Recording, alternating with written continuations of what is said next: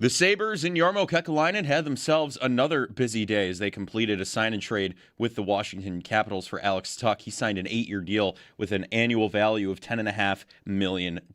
Also, Zack Benson was extended. He signed a 7-year contract worth $7.5 million per year.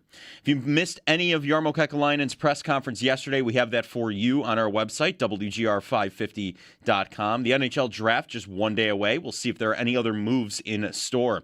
Coverage of the NHL draft on WGR is brought to you by Outlet Liquor. When you need to stock up, it's the place to buy a case. What's your outlet? By Fiegel Carr and Joyce, your border attorneys, and by Dash's Market. Serving Western New York for over 100 years. Shop the family of finer foods. In the World Cup, yesterday, Switzerland beat Canada 1-0. Bosnia and Herzegovina beat Qatar 3-1. Morocco topped Haiti 4-2. Brazil beat Scotland 3-0. South Africa beat South Korea 1-0, and Mexico beat Czechia 3-0. The U.S. men's national team, they take on Turkey tonight at 10. Looking around the NFL, the Jaguars, they signed Brenton Strange to a 3-year contract extension per NFL Network's Mike Garafolo. The deal is worth up to $48 million. And Lions cornerback Terrion Arnold is facing multiple felony charges following his arrest in connection with a February robbery and kidnapping in Tampa Bay. Join us in the fight against cancer by riding with the WGR Ride for Roswell team this Saturday, June 27th. When you sign up, you'll get a rider gift from WGR and Tom's Pro Bike on Walden Avenue in Lancaster. Plus, at the event, stop by our table and scan the QR code for a chance to win a $1,000 gift card to Tom's Pro Bike. Visit WGR550.com for all of the details. That's your Paddock Chevrolet Sports Update. Paddock Chevrolet with you for the extra mile since 1935. I'm Joe Cali for Western New York's Voice of the Fan, WGR.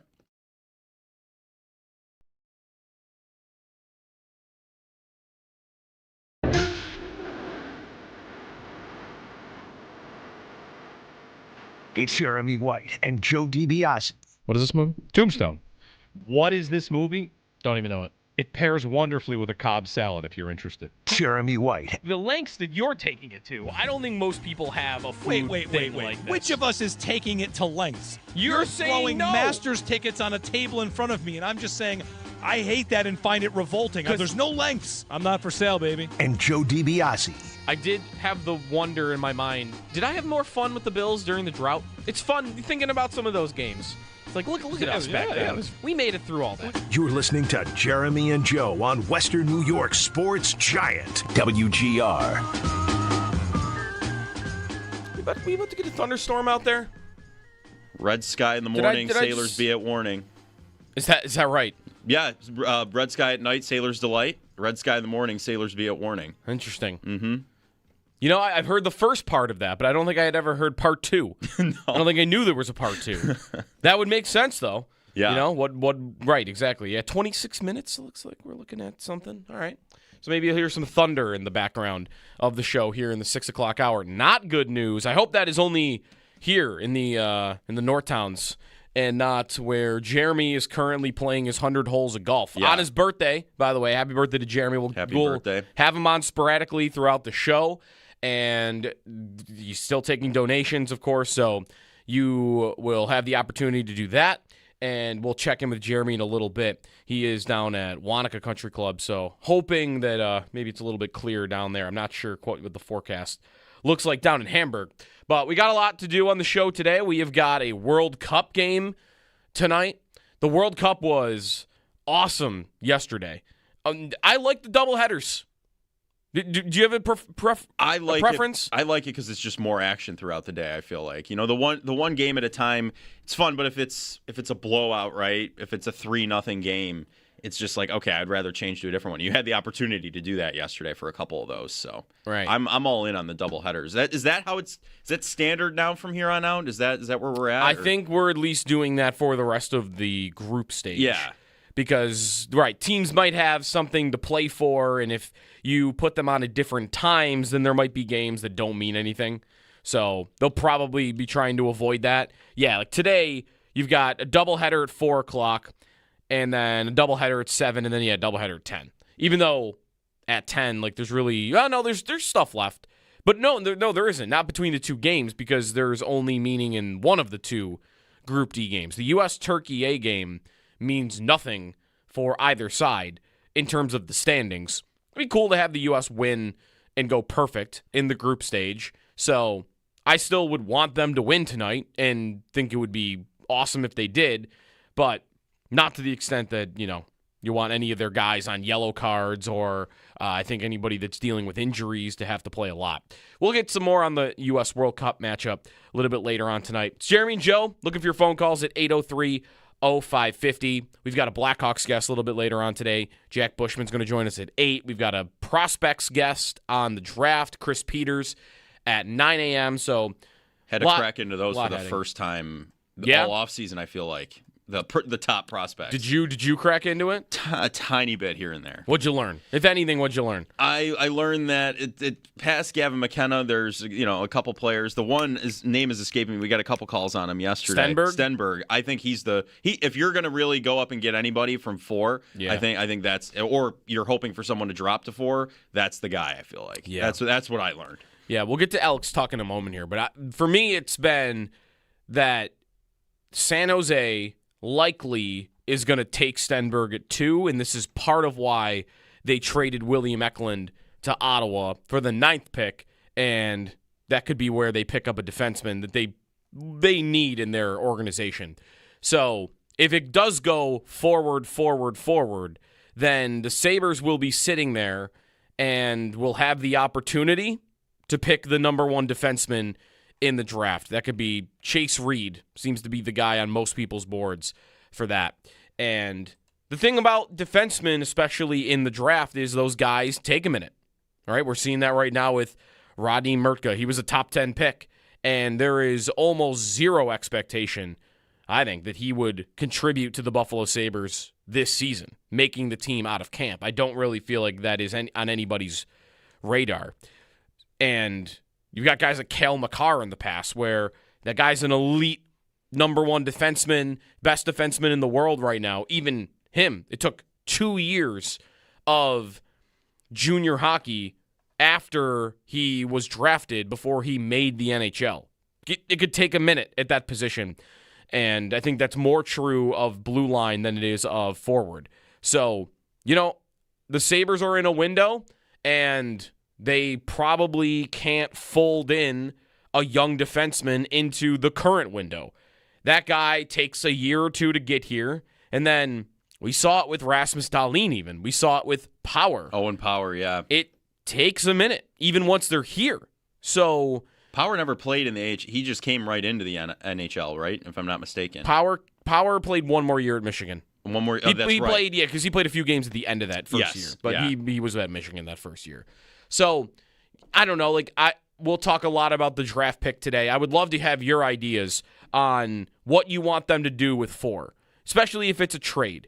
Who's the player you want to trade it for? Because I think Jason Robertson is a name that is really interesting, and he's going to cost a lot of money. I think Matthew Nyes is on this radar, and there was a little bit of a rumor last night from Marco D'Amico, who said that there has been discussion about Buffalo and the 4th overall pick, and that was in relation to a conversation about Matthew Nyes.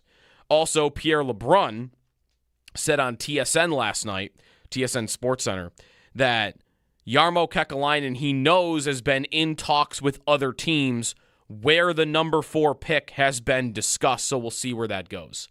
So they're talking to teams right now, and 4 is in the discussion. Don't think they have to trade it, and I feel like it might be a coin flip as to whether they do. We do have to repurpose our sense of tuck meter because that is got obliterated. It's over. That's over. So we could have a sense of 4th overall pick.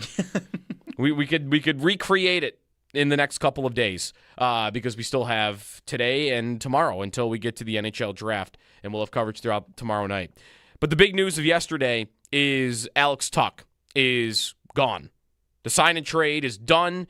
It was indicated by Yarmo Kekalainen when he did his press conference yesterday afternoon that we were closing in on the end for Tuck and that they were not going to meet on a contract. And I have a couple of thoughts on the Tuck contract that I bet are not where the consensus lies for Sabre fans on what they would have wanted here. He signs, I think, a completely reasonable 8-year deal for $10.5 million per year.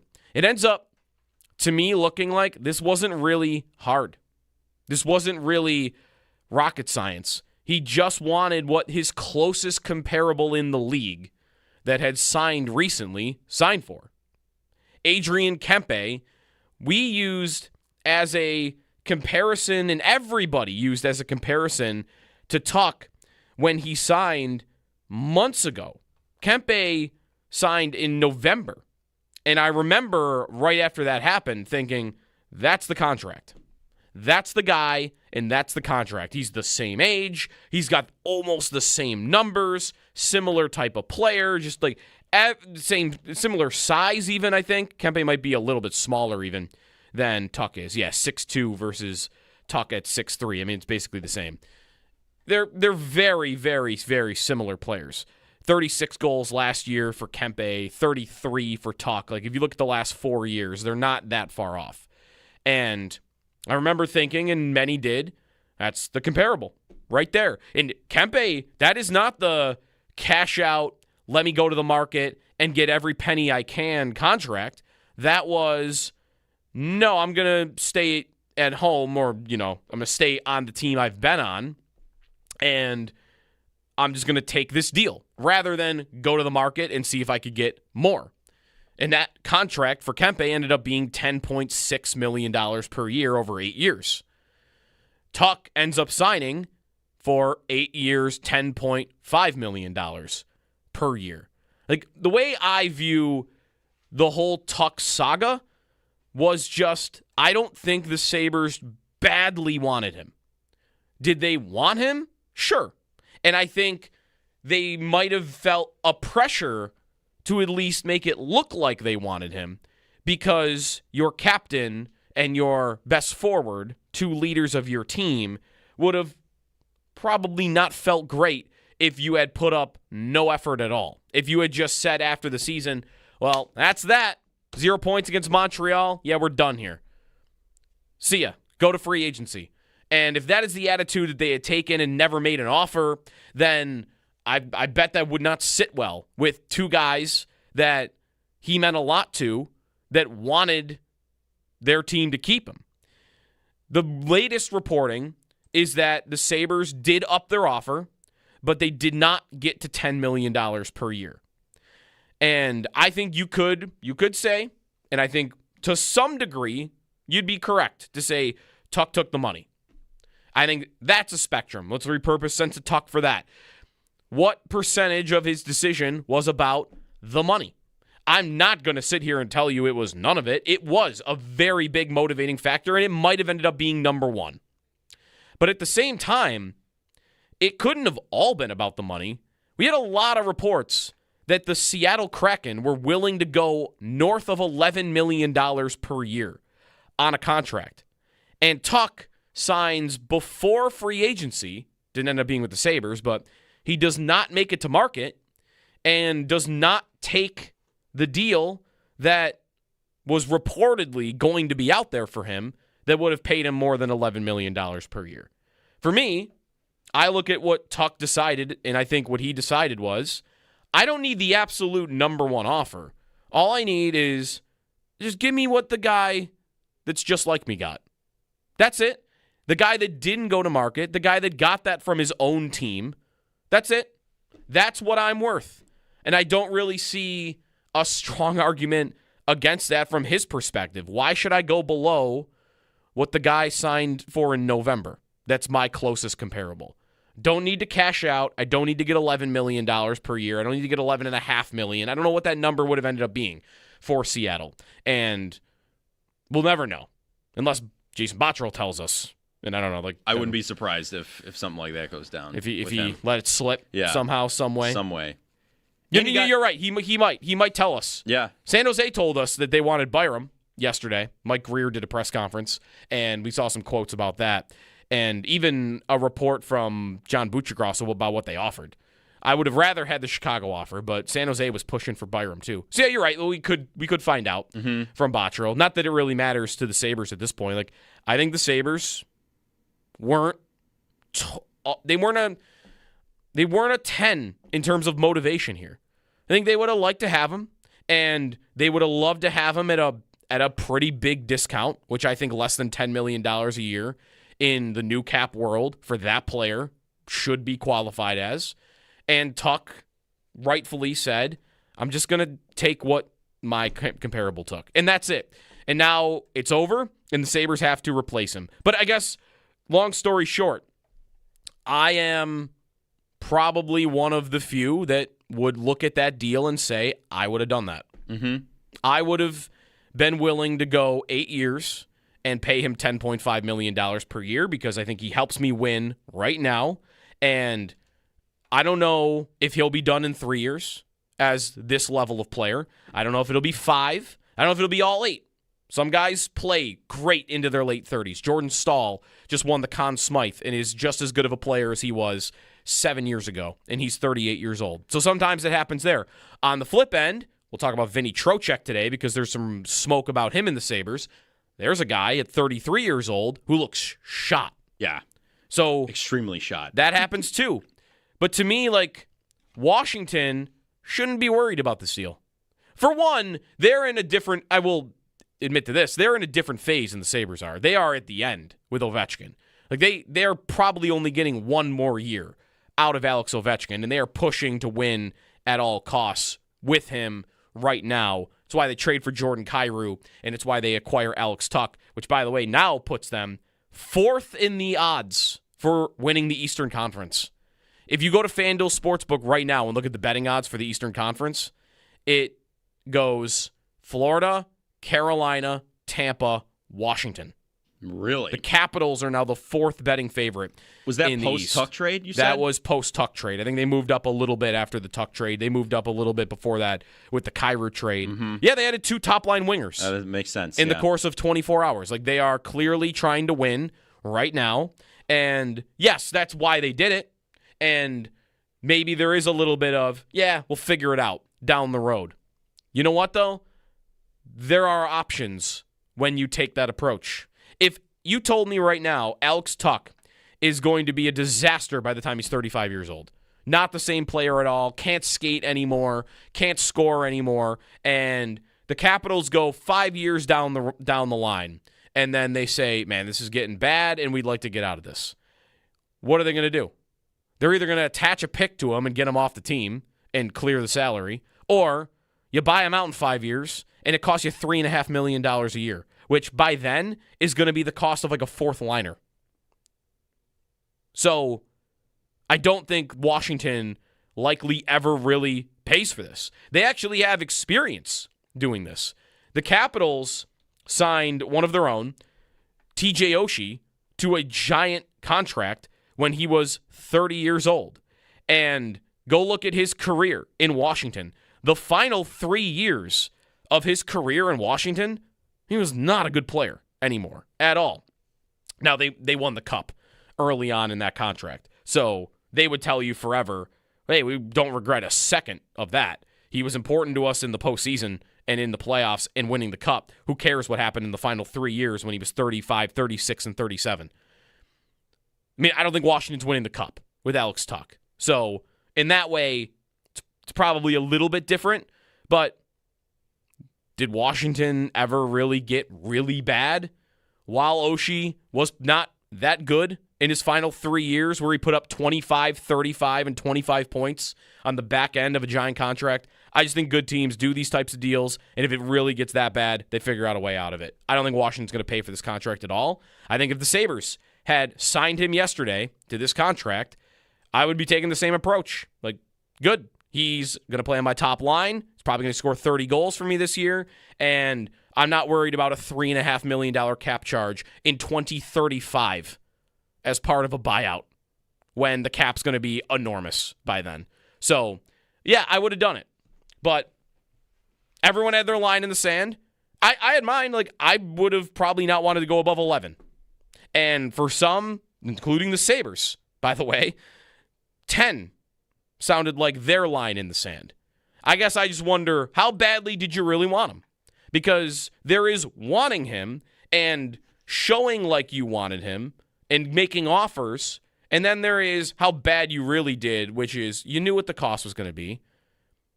You knew it was going to be $10.5 million. You knew it was going to be the Kempe contract. And that's where the Sabres decided we don't need to do it. Is that because of money? Is that because they're going to spend to the cap? Really interested in that. What are they going to use this cap space on?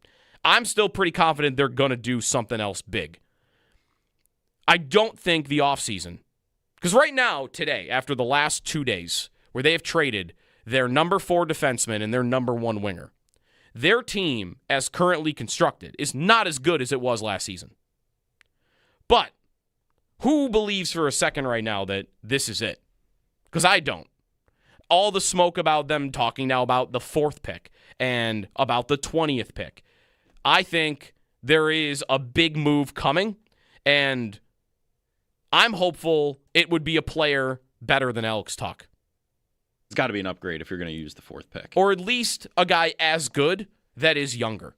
I don't think you let Tuch walk and not have a plan for something else. I know Yarmo spoke yesterday, and he talked up Noah Ostlund and Yuri Kulik and Konsta Helenius, and those guys might end up being top-line players even this season for the Sabres.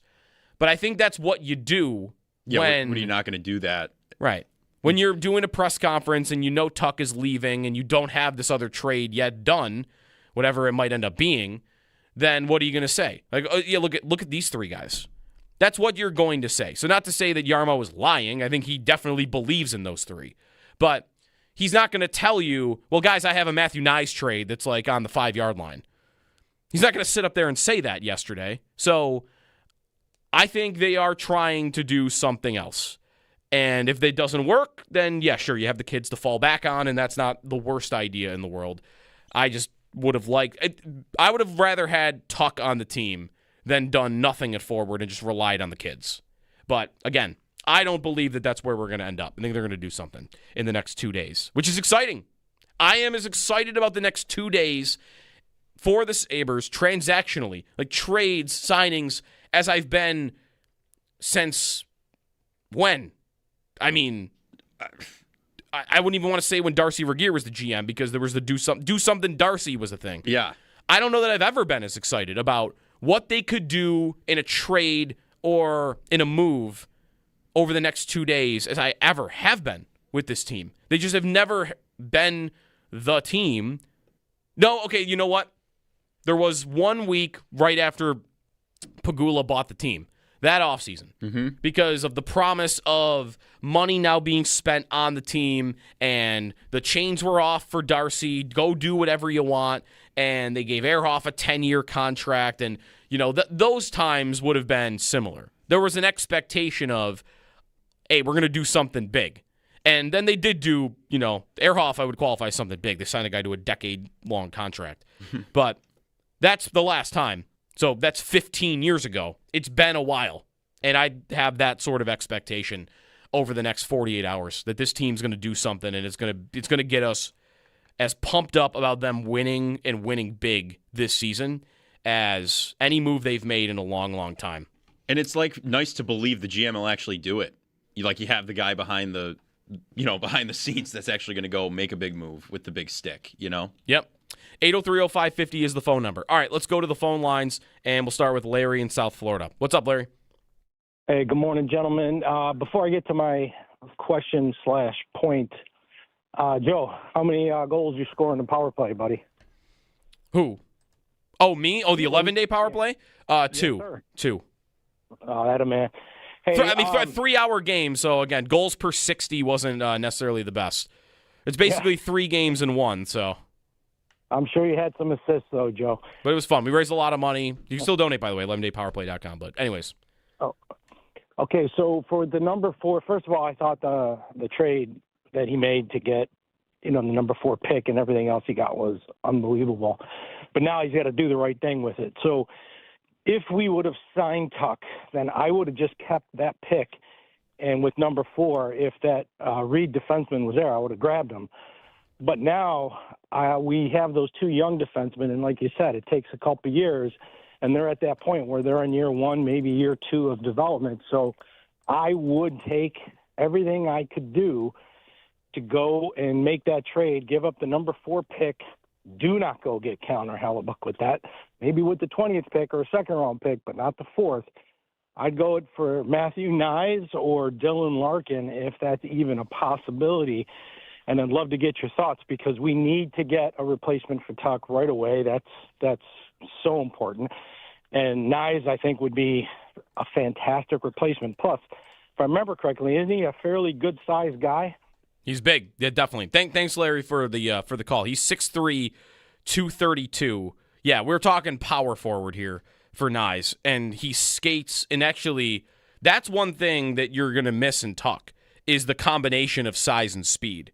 He's an amazing skater at 6'3", and Nyes is similar.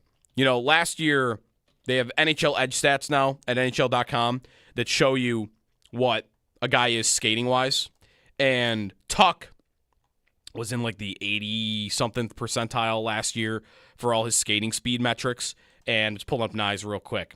Nyes last year, set like 20 to 22 mile per hour speed burst, just use that one. He was in the 75th percentile. So, yeah, an above-average skater for all players, and he's doing it at 6'3". Very, very good skater. That was 2 years ago. What was he last year? Last year, 70th percentile. So, yeah, still above average skater for sure. One more call before the break. Jeremy's going to pop in the next segment. He's doing his 100 holes of golf right now. We'll get him quickly on all this. Kevin in South Buffalo. What's up, Kevin? Hey, how you doing, man? Love the show, guys. Love Locked On, Joe. Thanks. My big thing that I keep seeing going back and forth is not a lot of people not wanting to give that 4th pick for Nyes. I personally completely disagree with it. You know, obviously, if I'm Yarmo, I'm not baiting that for Nyes. But if that's what it takes to get across the goal line, I'm going to do it for Nyes. You know, obviously, you're not going to waive that for Hellebuyck. I think that's too much. I don't think you need to do that if Hellebuyck is a possibility. But the 4 for Nyes, I mean, I'm not understanding why people are saying that's an overpay. You know, you look at a guy like that of that caliber, that age, that size, played with Doan, fits in this team like a glove. I mean, sure, everyone's saying he had those points because he was with Matthews or whatever, but, I mean, you watch the kid play and you completely disagree. Just kind of want to hear your thoughts, guys. Yeah, thanks, Kevin, for the call. There is also a value, I think, in Nyes in what his contract is. I mean, I like the player a lot, and he's a very good player. If I'm picking 4th and I'm getting Matthew Nyes 4 years from now, I feel good about that pick. Could I do better? Sure. There's Cale Makars that have gone 4th overall. I could get some of the best players in the league. Nyes is great. He's not one of the best players in hockey. So, yeah, you could do better, but I'm guaranteeing he's going to be at least that good. I'm getting him at 23 years old. I'm getting him to help me right now. And on top of that, I do think the contract is massive because Tuck just cost $10.5 million. And I don't think that was the most he could have gotten.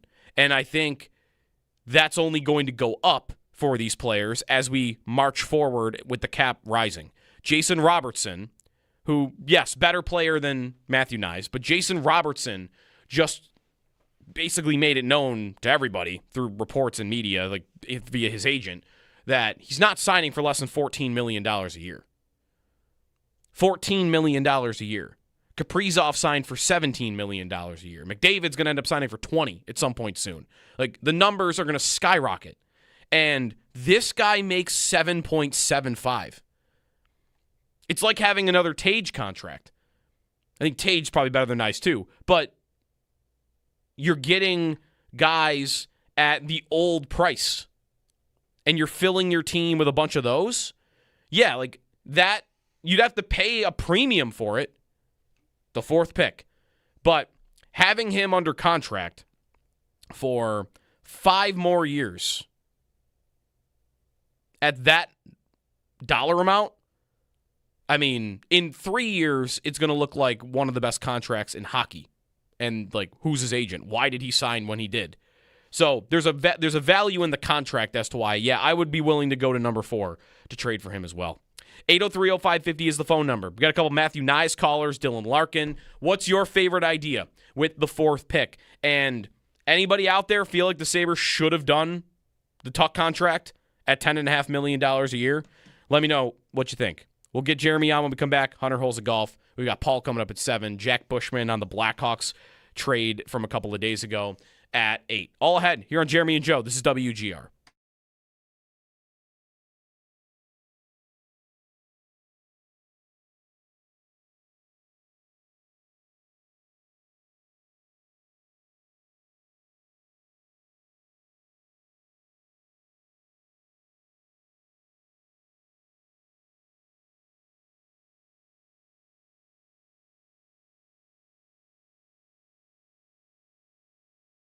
For more comfort. Now's the perfect time to make yourself comfortable with a new electric heating and cooling system from Belknap. In Western New York, summer and winter bring extreme temperature conditions. Make yourself comfortable with Mitsubishi electric heat pumps, designed to keep your home cool in the summer and warm in the winter, no matter how hot or cold it gets outside. Call Belknap today to learn more. I'm Gary Garfalo, president of Belknap. We work on your schedule. We don't charge more for weekends and evenings. That's why we say, give Belknap a ring.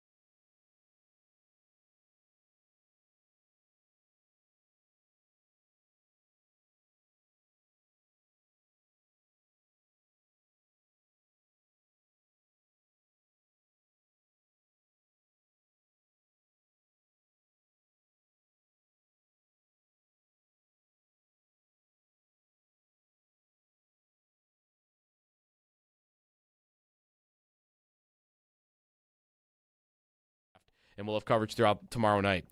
But the big news of yesterday is Alex Tuck is gone. The sign and trade is done.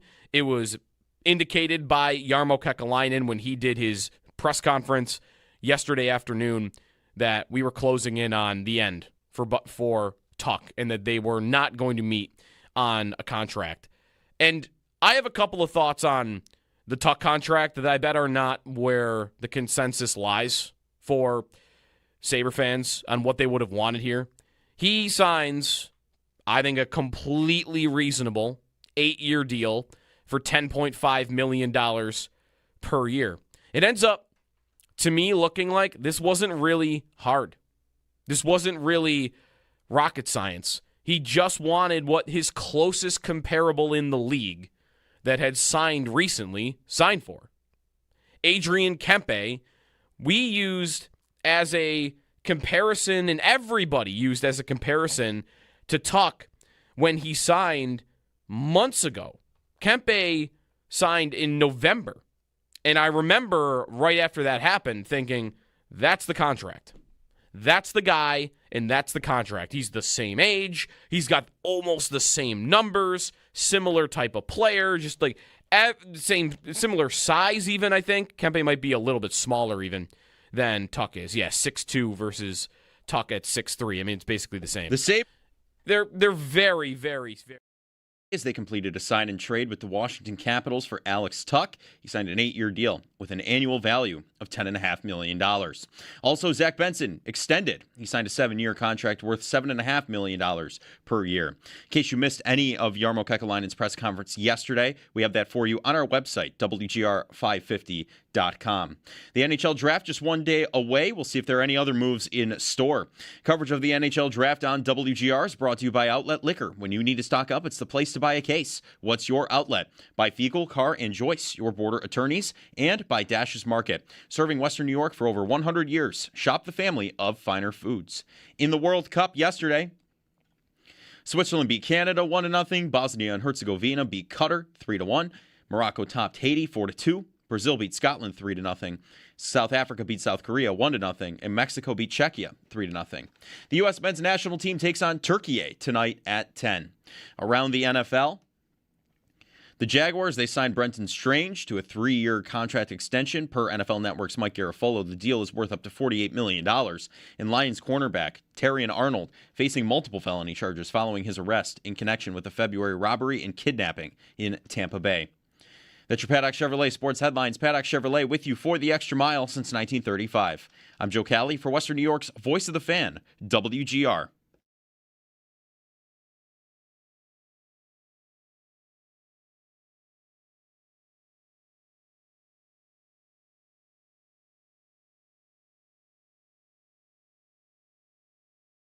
Right now, I've told all the teams that have inquired about number 4 pick that we're just going to listen for now, take notes, and see what they think is the value of number 4. We value that very highly, obviously, ourselves. We know there's a great prospect available there. That's going to be 2-3 years away, or maybe even more, before they can make an impact on our team. We want to keep getting better as a team. We had an exciting year, but still disappointing at the end. But we'll gather that information around the league and see what the value is. And, you know, if we don't think it's as much as making the pick, then we'll make the pick.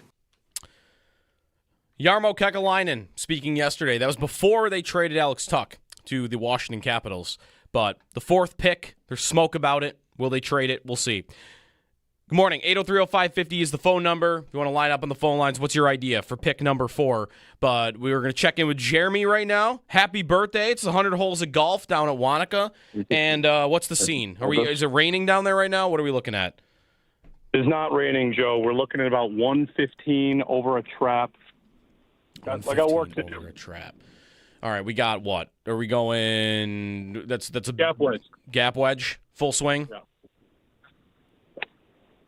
Was sculled pretty well. Was that the shot? It's sculled. It's on the green. I'm just over it.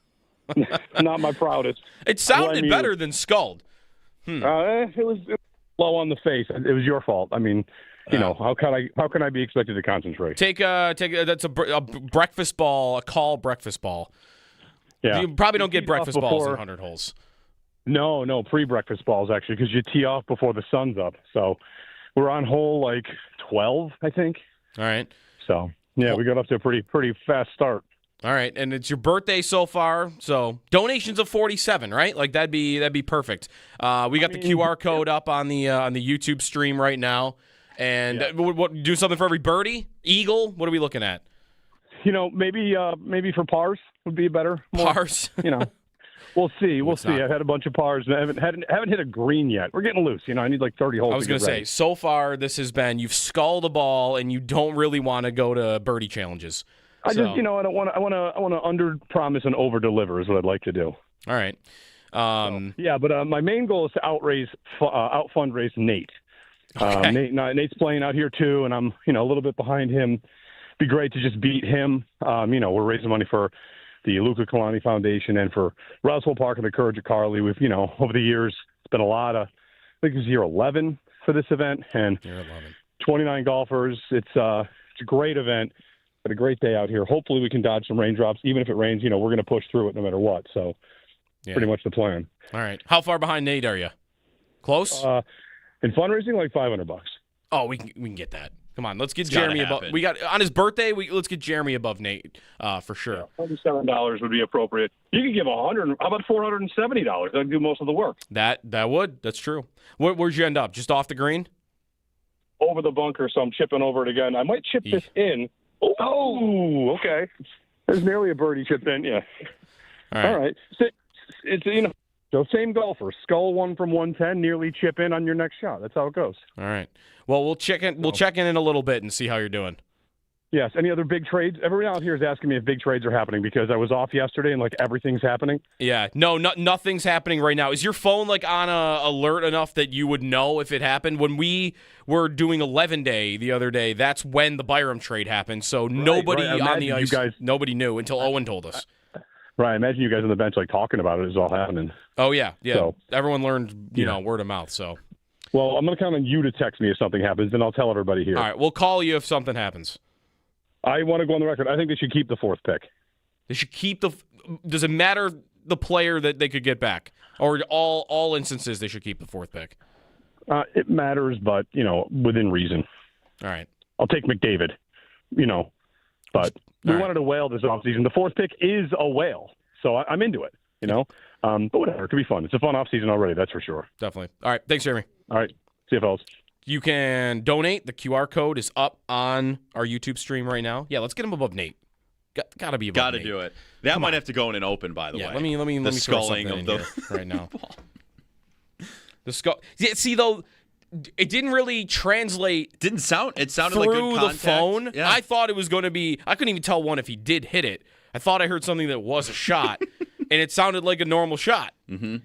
A skull sounds like you're like it's a baseball. You're knocking. Bat. Yeah. A little more like a hard contact a little bit. Yeah, he did ask if there is any trades or anything to report. There is not. I mean, the latest is that Pierre LeBrun says that the Sabres are talking to teams about the number 4 pick. So, I don't know. I feel like they are trying to trade it.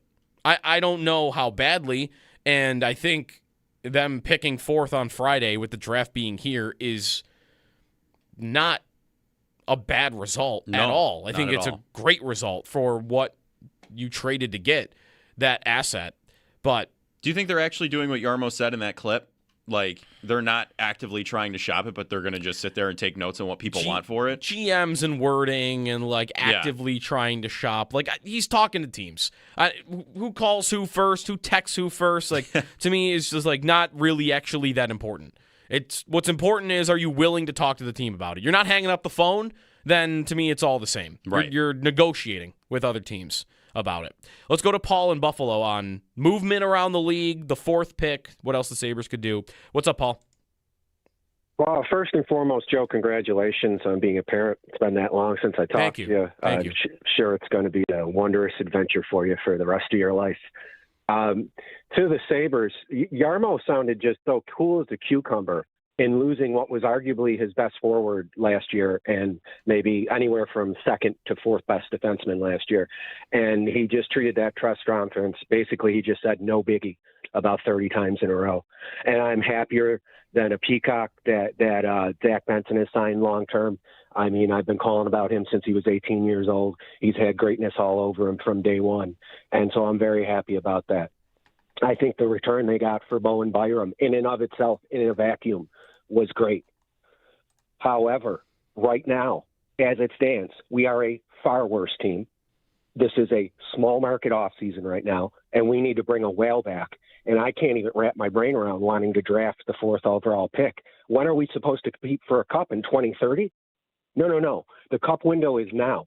We need to bring back Connor Hellebuck because as I watched the playoffs, we had to pull one goalie against Boston, and Jeremy Swayman outplayed us desperately, but we were so much better than the Bruins it didn't matter. And then we got goalied against Montreal, as I thought might happen. They had nothing left in Game 6 and nothing left in Game 7. We tilted the ice on them, but we couldn't beat Jakub Dovesh. And here we are switching goalies every other game against Montreal. No. We need the gold medal winning goalie. We need Connor Hellebuck because he makes up for losing a defenseman. He makes up for losing a guaranteed 30-goal forward who also happens to be one of the best defensive forwards in the league and smart as hell when it comes to a hockey IQ, maybe covered up some deficiencies for his line mate, Tage Thompson, on occasion. Grade incomplete. great incomplete. In a vacuum, the Byram trade looks great. But if a whale doesn't come back, this is nothing but a small market. Get rid of the money. Can't afford to pay the star off season. And we are a far worse team today. Our division got much harder with Sasha Barkov coming back, with Brady Tkachuk going to Florida, with Alex Tuch, now a Capital. The Capitals are probably going to try and do one more run with Ovechkin, so I would not expect them to be finished. The Eastern Conference got harder, and we got weaker. Guys, have a great show. Thanks, Paul, for the call. Yeah, that's where we're at right now. I got no problem with any of that. No. Florida got way better. Washington got better. They have the fourth best odds in the Eastern Conference right now. And I'm with you on, like, the whale idea, the cup contending window being now idea. You know, like, you can always talk yourself into, and I don't think this is what the Sabres are doing, because I think they're trying to land one of these guys. I think a small market offseason would be the team that has the youth, has the talent, but hides behind, well, guys, we're just going to be this good for a long time, and we don't have to rush into things. That, to me, is sometimes used as a cover in sports for, I don't want to pay the money. And it's used as a shield. I don't think that's what's happening here. Because if it was, I don't think they'd be trying to trade picks like the fourth pick and get guys like Matthew Nyes or Connor Hellebuck or Vinny Trocheck, who they're being connected to. So I don't think that's what's happening. But they haven't done it yet. So I'm with you. Like, it's incomplete. I kind of expect they're going to get to a place that we all feel like they did the thing. They continued to keep their cup window open and no step back. Like, I think they'll get there. But sure, I agree. If they played last season without Alex Tuch or Bo Byram, they certainly would not have won the division, and I'd be very skeptical that they would have made the playoffs. I'm with you on that. So don't take it for granted just because your guys are young. That would be the thing I'd want to say here. You know, like, you might just think everything's going to go well all the time now because they made the playoffs. But I don't know how, like, is Matthias Samuelsson's body just going to hold up forever? He's had a lot of injury problems in his career. Through 1 year, through the last year, he made it. And he did great. And he stayed healthy. And he was awesome. But I don't want to just take for granted that, Samuelsson's just going to be incredible for the rest of his entire career. Like, I don't know. There's injury history there. Norris, same thing. Like, that guy could burst into flames at any moment. I don't want to take that for granted. Thompson's 28 years old. There, I'm fine. I don't need to go too far. He's pretty good historically. Same thing I'd want to say what I said about Tuch earlier at 30 years old. Like, Thompson's going to go for a long time. I'm not worried about him into his early 30s. But just because you're young doesn't mean you shouldn't be trying to win right now if you're also great. And I like that we're hearing that the Sabres are trying to push forward with that mentality. So we'll see. Incomplete now, but I bet by Friday we're going to like what we see. 803-0550 is the phone number. Let's get Jeremy going on the donations. You can donate if you're on our YouTube stream. You could scan the Venmo raffle or QR code there. And you could also go to his Twitter at JeremyWGR. You can find the link there as well, as he's on hole 12, sculling golf balls right now down in Wanaka. When we come back, there is a crazy NFL story in the last 12 hours, and a guy's career is probably just over, and maybe he's much more serious than just his NFL career is over. That when we return, Paul at 7 on the Sabres coming up on WGR.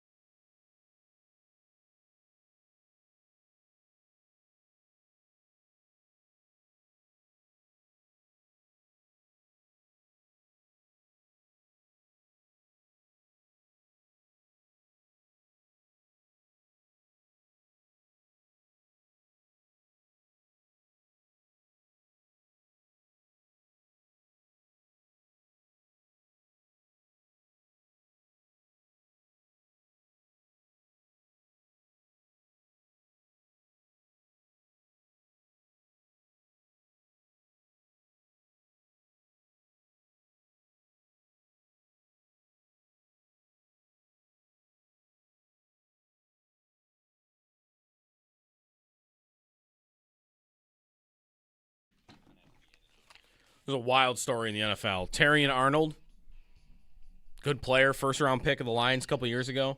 I mean, his career is over, right? Schefter, Rappaport, I mean, all the reporters in Tampa. Arnold was involved in orchestrated, or is being accused of orchestrating a armed robbery and kidnapping. Robbery and kidnapping, which yeah. Can face, the amount of felonies he's facing could face a max life sentence. Yeah. I mean, that's, yeah. Like you said, first round pick a couple of years ago, just tough. It was all over stolen property at his Airbnb. Mm. And I think there was like a value to it, but like, what? Like, sure, I'll just, my life's over now because I did that. All right. Terry and Arnold. Sure, you'll see a lot about that. Revenge plot, basically, is what you saw from that. So that's a story over the next little bit here. Anyways, back to happier conversations when we return.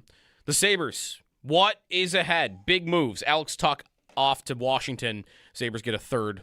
And they got, I'll ask Paul about David Kampf. They got the negotiating rights to a fourth liner. Yeah. Which is pretty strange. You usually don't see that unless it's a top-level player.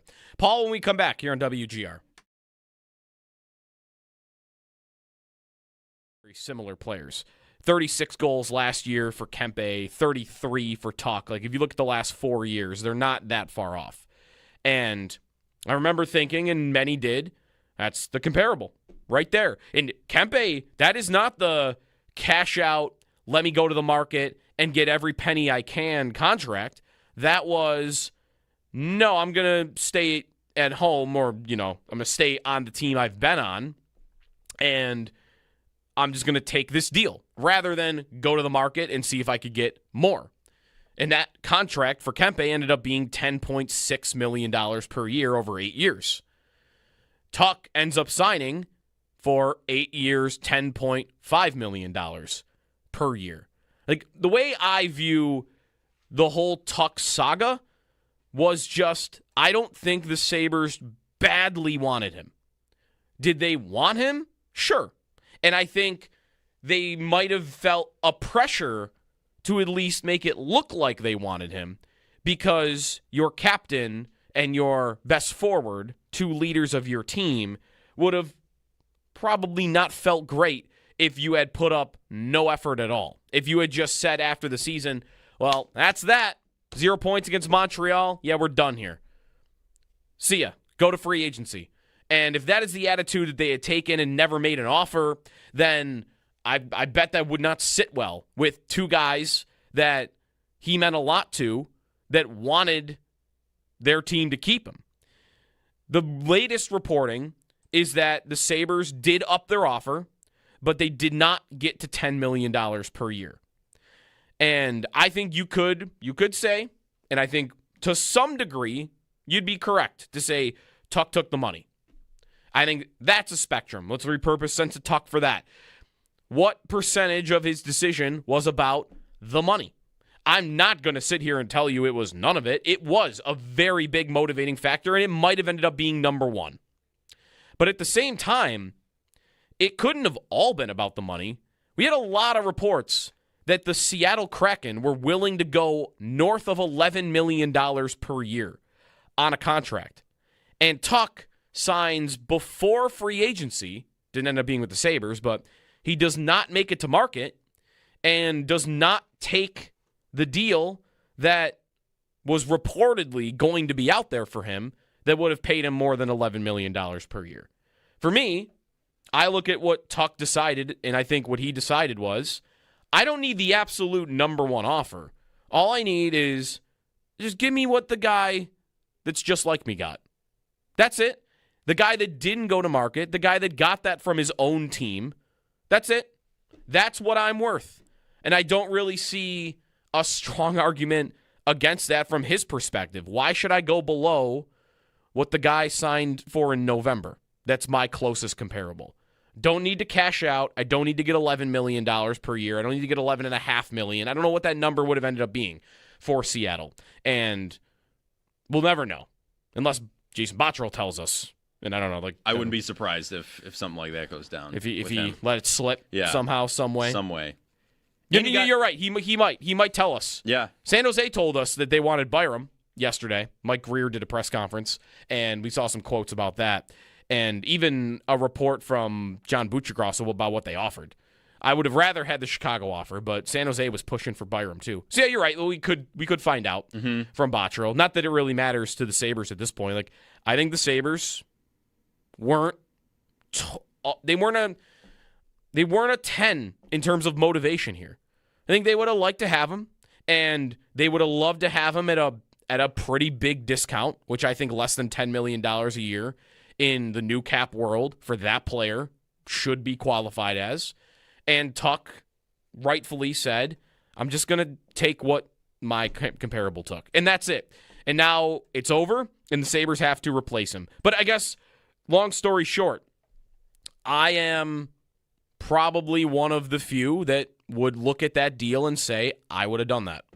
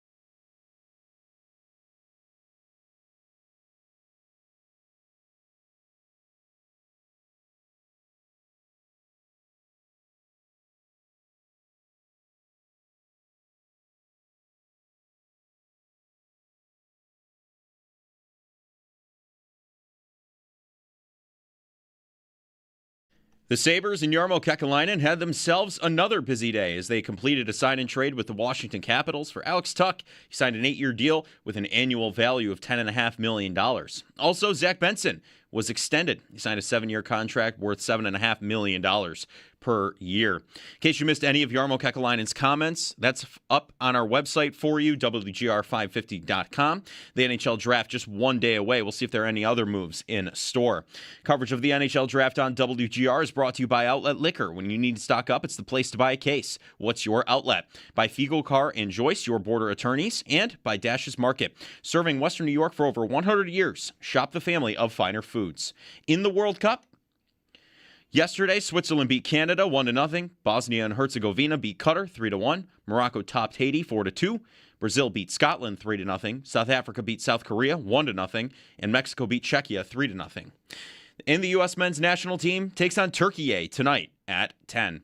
Looking around the NFL, the Jaguars, they signed Brenton Strange to a 3-year contract extension. Per NFL Network's Mike Garafolo, the deal is worth up to $48 million. And Lions cornerback Terrion Arnold is facing multiple felony charges following his arrest in connection with a February robbery and kidnapping in Tampa Bay. That's your Paddock Chevrolet Sports Update. Paddock Chevrolet with you for the extra mile since 1935. I'm Joe Cali for Western New York's Voice of the Fan, WGR.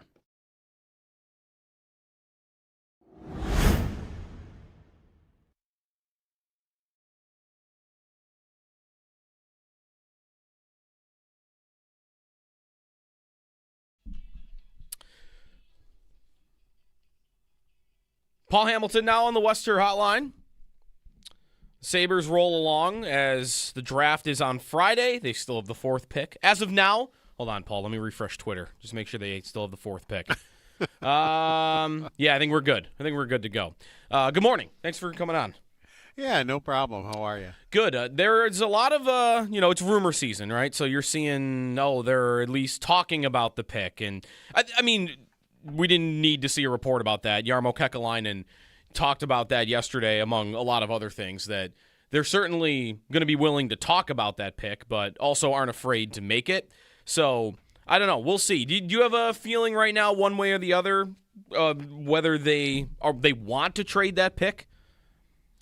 Well, as of 1 o'clock yesterday, or a little bit after, he said, right now, all we're doing is listening about the pick.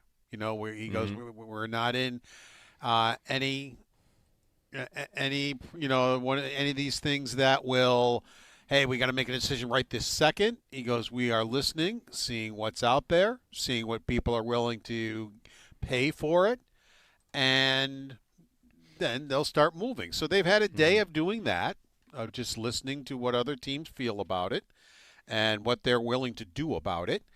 And, of course, you have to figure it out by Friday, tomorrow. But, that was going to be his approach is let's see what's out there. Let's see what people are willing to give for the fourth pick.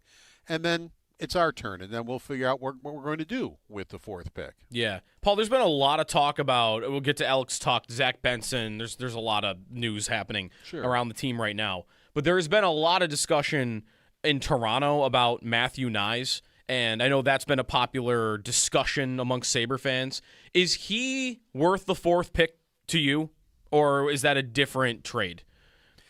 Yeah, that's weird because I've heard him being associated with the fourth pick. And I didn't discard it, but I did give it a thought of, really? Okay, is that a lot for him? He's a good player. I mean, there's no question about that. Let's get that right out of the way. And I'm not going to lie to you. I haven't really come up with an answer yet of if I feel that way about him. Look at the type of player you're going to get at number 4. Right now, the people are talking about the top 3 forwards going 1, 2, 3, which means then if you make the pick, you're probably taking the best defenseman in the draft in a good defenseman draft, a defenseman heavy draft. Or now that defenseman probably isn't going to help you for 2 or 3 years. It's rare. It's rare that a guy you pick there even does that immediately. Yeah, they do it, but their names are Makar and Quinn Hughes and Schneider. Schaefer last year. I'm sorry. Last year, I mean, those are the names that that can maybe pull that off. So you probably, the forward would have a better chance of helping you sooner than the defenseman would. Matthew Knies is ready to help you right now, and help you in a good way. So if you look at it that way, you're getting a 66-point guy last year which was his career high. The year before, he had 29 goals, which was a career high. He had more assists last year than he had goals the year before. He was even that way. He's only 23 years old, but the development is over. He's already done his development. He never played in the American Hockey League. He went right from the University of Minnesota to the NHL. That was right at the end of the season, and now has played 3 full seasons with the Toronto Maple Leafs, and he's only 23 years old. So when you put it in that context, yeah, maybe he is worth the fourth pick. Yeah. I continue to think about, too, the connections he has, because he's really good buddies with Josh Doan and has been for a while. And his dad is Shane Doan, who we know does not like the new GM in Toronto. So I wonder what their relationship they parted might ways be like. quickly. Right. So, when he was hired. Right. So if Knies is close with the Doans, I wonder if him and Chayka can coexist. I mean, it's not like it's a coach and player, so maybe they can. But, yeah, we'll see. I mean, and if you're wondering about the connection, they had the connection in Arizona when everything when Chayka went haywire. And that's why a lot of people were like, Chayka's getting another job after what happened in Arizona, really? Right. And Knies is from Phoenix, too, by the way, from the area. Yes. And that need, I mean, that now is more of one because Tuck is officially gone, on his way to Washington. And the price he ends up going for, Paul, I don't think surprised anybody. Maybe you might have thought, there had been a lot of smoke that, Seattle would have been willing to go above 11. But when Adrian Kempe signed for 10.5, or he was $10.6 million in the fall, that's always been the comparable that people have pointed to, and I don't think it should be surprising that he went for basically the exact same contract. Yeah, if Seattle was willing to pay that, he'd be in Seattle because this obviously was about money and nothing else. I mean, and I said this way back in the beginning, and I'll say it again. It amuses me that the Sabres thought they had leverage in this thing. They had none. Never had any. I mean, talk basically, this is what you're going to pay because this is what I'm going to get. This is, as you said, what Kempe got. This is my market value, and this is it. And you're either going to pay it or you're not. And the Sabres said we're not. But the Sabres, for some reason, thought they had leverage with him, and I don't know why they felt that way, starting with Kevyn Adams, because they had none. And it was all about money, because it wasn't about going out west where his wife is from. It wasn't about a hometown discount or trying to win with your hometown team. Your hometown team finally, after all these years of suffering, we're almost in the conference finals of the playoffs. So you could have maybe taken $1 million less or so, and I think your family still would have been fine. Let's say the Sabres offered you 9.5. Really, you can't swing that. Mm-hmm. I mean, if you really wanted to win a championship with your hometown team. So it was about money and nothing else. And he's with the Washington Capitals, and I'm not criticizing that. Mm-hmm. I'm just stating a fact. I'm not saying it's wrong or anything else. That was his choice. Fine. And everybody has to move on. Yeah, he does go to a team that should be pretty good right away. I mean, they were not a playoff team last year, but they also added Kyrou, and it wasn't like a bottom feeder team he went to. It also was not a Stanley Cup contender that he went to, because I don't think that's also Washington. But I wonder. I'm interested in Kyrou. What? Yeah. Because he's the type of player, and you can say if you disagree, he's a very good hockey player who needs a kick in the pants from a coach. He's always been that way, that he needs a kick in the pants to get going. He had run-ins with Berube along the way when he was the coach in St. Louis, I remember a little bit. Yeah. But it ended up working out for him, right? Like he had some tough times with Berube, and then he ended up scoring 37 goals at some point. Yeah, but then there were other times where he was nowhere, and then he got benched. He just. So I'm always a little bit leery. You love talent. Yeah. But I'm always a little bit leery of players that need to be coach motivated in the NHL. But he's got a different coach now in Washington, a coach that a lot of players compliment, who has done well with the Capitals. So maybe that's what he needs. Maybe that coach and he will combine, and he will be able to play his abilities all the time instead of some of the time. And they're clearly trying to go all in at the end of Ovechkin's career here. Like if Ovechkin's going to give them one more year, let's try to win at all costs, and we'll deal with the consequences later, I think is kind of their mentality. How hard do you think the Sabres really tried to sign Tuch, Paul? Because I don't think they weren't going to do anything, right? Like, I think if they wanted to do other things, we talked about Nyes or any Hellebuck, whatever the idea is, they've limited cap space. Signing Tuch probably blocks them out from doing anything else on that level. So if that was Yarmo's mentality, is there are other things out there I want to do, I guess, is that maybe why they didn't go all out for Tuch? Because I also don't feel like they would have not tried it all on Tuch, because I don't know that Rasmus Dahlin or Tage Thompson would have appreciated if they just said immediately after the season, like, we're not even going to try to sign this guy. We're totally good with him walking away. Well, wasn't it refreshing to have a GM be brutally honest like he was yesterday? He wasn't afraid to talk about any of these things and tell you exactly what went on. Yep. And he said that in order to sign Tuch, which would have been $10.5 million, that's what it was going to take, that he would have had to get rid of 2, 3, maybe 4 players off the current roster to accommodate the salary. He also did talk about it is a risk to sign a 30-year-old to an 8-year contract. If I'm going to do it, I probably would have done it with Tuch. But true, that's true too. So he felt that way. I always felt, let's say the 8.5 was correct. That was the figure that was been kicked around for a while. That's what the Sabres were offering. I always said to you guys, I don't know. I doubt that's the Sabres' final offer. That's for the staring contest to see who's going to blink. But when it gets down to a couple of days ago, when all right, things are starting to go again, and I'm hearing that the Sabres did move. I don't think they moved over $10 million. They probably moved up around 9 or a little bit over 9. I would say probably they moved to between 9 and 9.5. somewhere in there. That would be my guess and kind of what I was hearing too. Well, that's not going to get it done, but at least you did move, and that is if you did start at 8-5, that is a significant move in your position. But I think he had to know that wasn't going to get it done.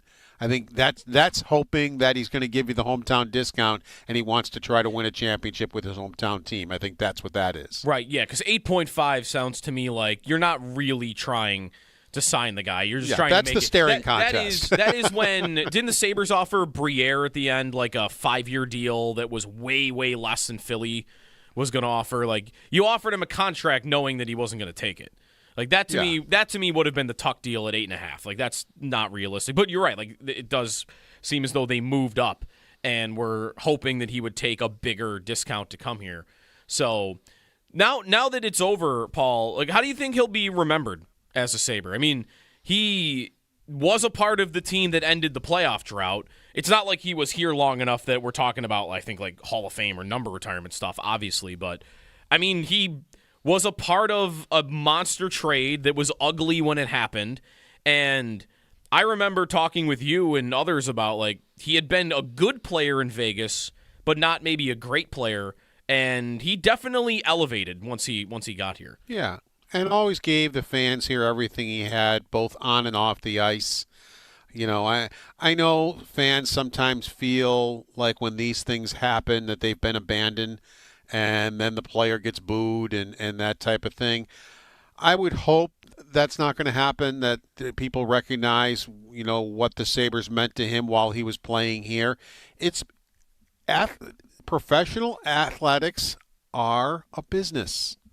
It's as simple as that. And he had the opportunity to maximize his amount, and players do it all the time. Don't just blame Alex Tuck because he wanted to go out and get the most money he could get. That's what athletics are about, probably 95% of the time. That if you have the opportunity to do that, you're going to go out and get the most money you can get. That's what he did. But I would hope that wouldn't overshadow the 5 years that he spent here and the blood and sweat that he showed on the ice, what he did for the community off the ice. You know, so that's what I would think he should be remembered for, and not that he decided to take as much money as he could get and go in free agency. And by the way, he ends his Sabre career, so he is 6th all-time amongst Sabre wingers in points per game. I think you should be able to nail the top 5. Who are the 5 forwards in Sabre history with a higher points per game than him? McGillney. McGillney's number 1. See, I always do this when my brain is turned off. It's a little early to be asking trivia questions like this. Rick Martin and Rene Robert. 2 and 3. You might get this in order. Yeah. And so I have one more. 2 more wingers. Yeah. 2 more wingers. Who am I forgetting? Thomas Vanek? Nope, just below. One's name is in the rafters. Oh, Danny Gare? Danny Gare is 4th. And then... I forget Danny Gare. I was the one who was pounding the table to get his number in the rafters. Yeah, he's 4th. Like I do with Mike Ramsey. Right. And then I'll give you the last one. Andrew Chuck is 5th. Oh, yeah. That's your top 5. Five legends. Yeah, Vanek, like, right there, not far behind. So, yeah, the numbers were very good also while he was here. The other news from yesterday, Paul Hamilton on the Western Hotline. Benson, Paul, the 7-year deal comes in at $7.5 million per, is not far off, I think, what anybody thought it was going to be. And I think this is the most unanimously loved signing that you could have, because I don't think any Sabre fan that you can find doesn't love Zack Benson as a player. Well, yeah, and it's intangibles that we're talking about, which is where his value lies. But I still think offensively there's going to be more here. I mean, this past year, his 3rd season in the NHL at age 21, he set career high for goals, assists, and points. In his last 36 games, he had 26 points. So it started then, and then in the playoffs, he was scoring big goals and being responsible for big goals. So I think there is an upside still to his offense, and might be quite a bit of an upside. I mean, he had 13 goals and 30 assists last year for 43 points, which by far were his career highs from the first 2 years. And I would expect him, again, to set career highs just from what I saw, as I mentioned, in the last 36 games in the playoffs from him from an offensive standpoint. We've talked about how, he would take dumb penalties with all the shenanigans that he did. And Lindy Ruff sat him down and says, look, I don't mind the shenanigans, but you got to understand where the line is, and you got to stop putting us shorthanded. Because goals were being scored because of it. And he did. Last year, most of the time, he was the one drawing the penalties. And the other team were taking penalties because they were so angry with him. And he was giving the Sabres power play. And he can play special teams. And with Tuck gone, he probably will play more special teams, whether it's penalty killing or on the power play. So there's a lot of value there that you just don't look and say, well, he only scored 13 goals. Yeah, but there's a lot more. I think there's a lot more there, but there's a lot more to his game than just 13 goals. Yep. And now after that signing, it's $13.7 million in cap space, Paul, and we'll see if they do anything else that's big. The remaining players to sign, Malenstein, Peyton Krebs, would you assume at this point that both of those players are just back on new deals? Malenstein for sure. I mean, he pretty much confirmed that they are in negotiation with him and they want him back very much so. So I don't see – and Malenstein, I think, wants to play here. So I would not anticipate a snag in that, even though he's an unrestricted free agent. Metza, I would think they can get to come back here. Right now they still only have 6D with him. So I would think Metza would be a player they bring back. Of course, Krebs – I don't know about Josh Dunn. It depends. I mean, you only got so many spots, and you've got the three kids that are going to wind up in the lineup. You got Kozak, and you've got to get Carrick into the lineup. You just brought in a guy in a trade. What are you doing with Camp? That was a strange one. I was very interested in that. He's unrestricted. So is that somebody you're interested in? Are you interested in the guy who's 51.5% in faceoffs? He only played 40 games last year. I mean, this isn't a goal scorer or anything like that. He's got 50 goals in 576 games. But this is a veteran guy who is a good defensive centerman. But so's Carrick, right. And so is Kozak, and so is Krebs, and so is Yarmo said it yesterday. He goes, we're to a point now, where are we going to put all these guys that deserve maybe to be in the lineup? Which, again, where are the trades? Who's leaving?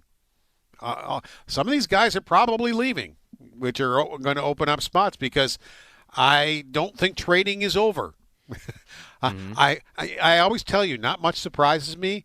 I would be surprised if trading is over from Yarmo Kekalainen for this season. That's part of that trade, Paul, because why else would you want Kampf in the deal unless you have some motivation to sign him? Because it's not like Washington needs to get him off the cap because he's not on the cap. Right, he's UFA, he's expiring. Yeah. So why do you want him in the deal? I'm with you. Like, as you laid that out, I don't need him at all. Like, he's overlap to what I've already got, including Carrick specifically. Like, they're both, to me, fourth-line centers that are really good at faceoffs. I've already Justin Danforth is making $1.8 million. Danforth, right? Like, he applies for that too. But you're right. Like, why I might want that guy is I have deals in the cooker that are going to increase the need for him. And maybe that is Krebs coming off for a trade. Or, I mean, that could be anybody. It could be McLeod, like you've talked about. Well, they get goofy about arbitration. Yeah. And Yarmo brought that up with Kesselring. He said, all of a sudden we could have wound up in an arbitration and it got in a one-year thing, and then he goes, then you can't trade him. I forgot about that rule. So that's after he's awarded arbitration? Yeah, a one-year deal, then you can't trade him. For the whole contract? For the 1 year. Okay, for the 1 year. It's a 1 year deal we're talking about. Right. If an arbitrator can offer you a 1 year deal or a 2 year deal. If it's a 1 year deal, you can't trade him. Right. And that's what they were afraid was going to happen with Kesselring. So they thought it was just best to do, and I agree, it was just best to do what they did. He didn't want to be here anyway. As he said, we probably would have been a little more patient with him than his camp would have been. Meaning he wanted to get out of here. Mm-hmm. But, Krebs falls in that spot too. So, what is an arbitrator? He's coming off a contract that paid him $1.45. So what's an arbitrator? going to, give him. So, so maybe he could be included in some type of a trade. There's just so many options here, right? That we don't know about that could happen with a GM that is not afraid to make trades. If you make a big trade, one of those 3 youngsters might be gone. That we're talking about making the team. So the one thing I don't think is going to happen, I don't think Samuelson, Dahlin, or Power are going to be involved in any trades. Right. Because he really believes in building from the back end out. He's got 3 stud defensemen. He had 4. He had to get rid of one of them. So that would be shocking to me if any one of those 3 were involved in trades. Well, that also is why I was and would expect more is when I saw a couple of the reports yesterday during the afternoon about the Sabres and Vincent Trocheck. It was the same thing for me. Like, I need Trocheck. Like, I know he is incredible at faceoffs and penalty killing too, but at his age, and I don't really have the need, like, why am I doing that? I mean, the only reason I would want to do that, I think, is if I have other things coming. I don't know what you think. Does that mean Trocheck, then you're trading Carrick and you're trading Krebs and you're the guys who would be Danforth, are they all leaving then? Because you definitely, I think, you're going to bring Malenstein back. And then Trocheck, or are you getting rid of McLeod and you're going to put him in that spot? Yeah. Do you have an opinion on Trocheck at this point? I mean, they're going to be 33. I mean, he's still good, but I don't think most believe he's the same player he was 3-4 years ago. Definitely. I agree with you 100% there that he's definitely he would immediately be the Sabres' best face-off guy by far. Mm-hmm. You lost a premier penalty killer in Alex Tuck. So, he could definitely take that role. If you bring him in, and are you getting rid of, as I said, McLeod? Well, there's another very good penalty killer that you're getting rid of. Mm-hmm. So that's, if they wind up bringing him in, then I'm thinking Ryan McLeod's probably going to be elsewhere because that's where I kind of see him fitting. Right. Yep, me too. Paul Hamilton, we'll see if we get that in the next day or something. I mean, I think everybody's anticipating we will get more. It's just a matter of when. Thank you, Paul, and we'll chat tomorrow. Take care, guys. Paul Hamilton on the Western Hotline. His appearances are brought to you by Raylax. Raylax, we got this. More on the Trocheck rumors when we come back. It is not my favorite idea at all, and it is tough to pigeonhole him in, but there are a couple of reports out there that is a move that they are looking at. So, Trocheck, what do you want to do with the 4th overall pick? Not Vinny Trocheck. That would not be number 4, but what else would you be looking at? Jason Robertson, Matthew Nyes, Connor Hellebuck. There are big ideas out there, and the Sabres are lurking. 803-0550 is the phone number. Some World Cup talk as well as the Team USA plays tonight, 10 o'clock, in a game that they should be managing certain players because in the standings it doesn't really matter. We're starting to learn, though, who they're going to play next and all of that, so some World Cup talk ahead as well. It's Jody Biasi here on WGR. Jeremy off today, 100 holes of golf. If you're watching on YouTube, hit the Venmo at top of the screen. You could donate. Courage of Carly Fund as they're going through 100 holes, probably around like hole 20 at this point, and you can get it on his Twitter, too, at JeremyWGR. Back after this on WGR.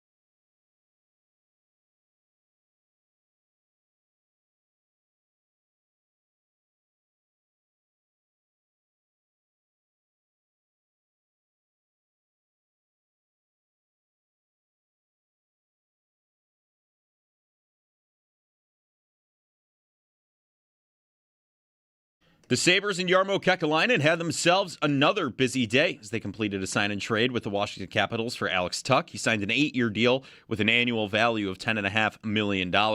Also, Zack Benson extended. He signed a 7-year contract worth $7.5 million per year. If you missed any of Yarmo Kekalainen's comments yesterday, we have that on our website for you, WGR550.com. The NHL draft just one day away. We'll see if there are any other moves in store. Coverage of the NHL draft on WGR is brought to you by Outlet Liquor. When you need to stock up, it's the place to buy a case. What's your outlet? By Fiegel, Carr, and Joyce, your border attorneys, and by Dash's Market. Serving Western New York for over 100 years. Shop the family of finer foods. In the World Cup, yesterday, Switzerland beat Canada 1-0. Bosnia and Herzegovina beat Qatar 3-1. Morocco topped Haiti 4-2. Brazil beat Scotland 3-0. South Africa beat South Korea 1-0, and Mexico beat Czechia 3-0. The U.S. men's national team takes on Turkey tonight at 10. So later game there. Around the NFL, the Jaguars, they signed Brenton Strange to a 3-year contract extension. For NFL Network's Mike Garafolo, the deal is worth up to $48 million. And Lions cornerback Terrion Arnold facing multiple felony charges following his arrest in connection with a February robbery and kidnapping in Tampa Bay. The Paddock Chevrolet Sports Headlines. Paddock Chevrolet with you for the extra mile since 1935. I'm Joe Cali for Western New York's Voice of the Fan, WGR.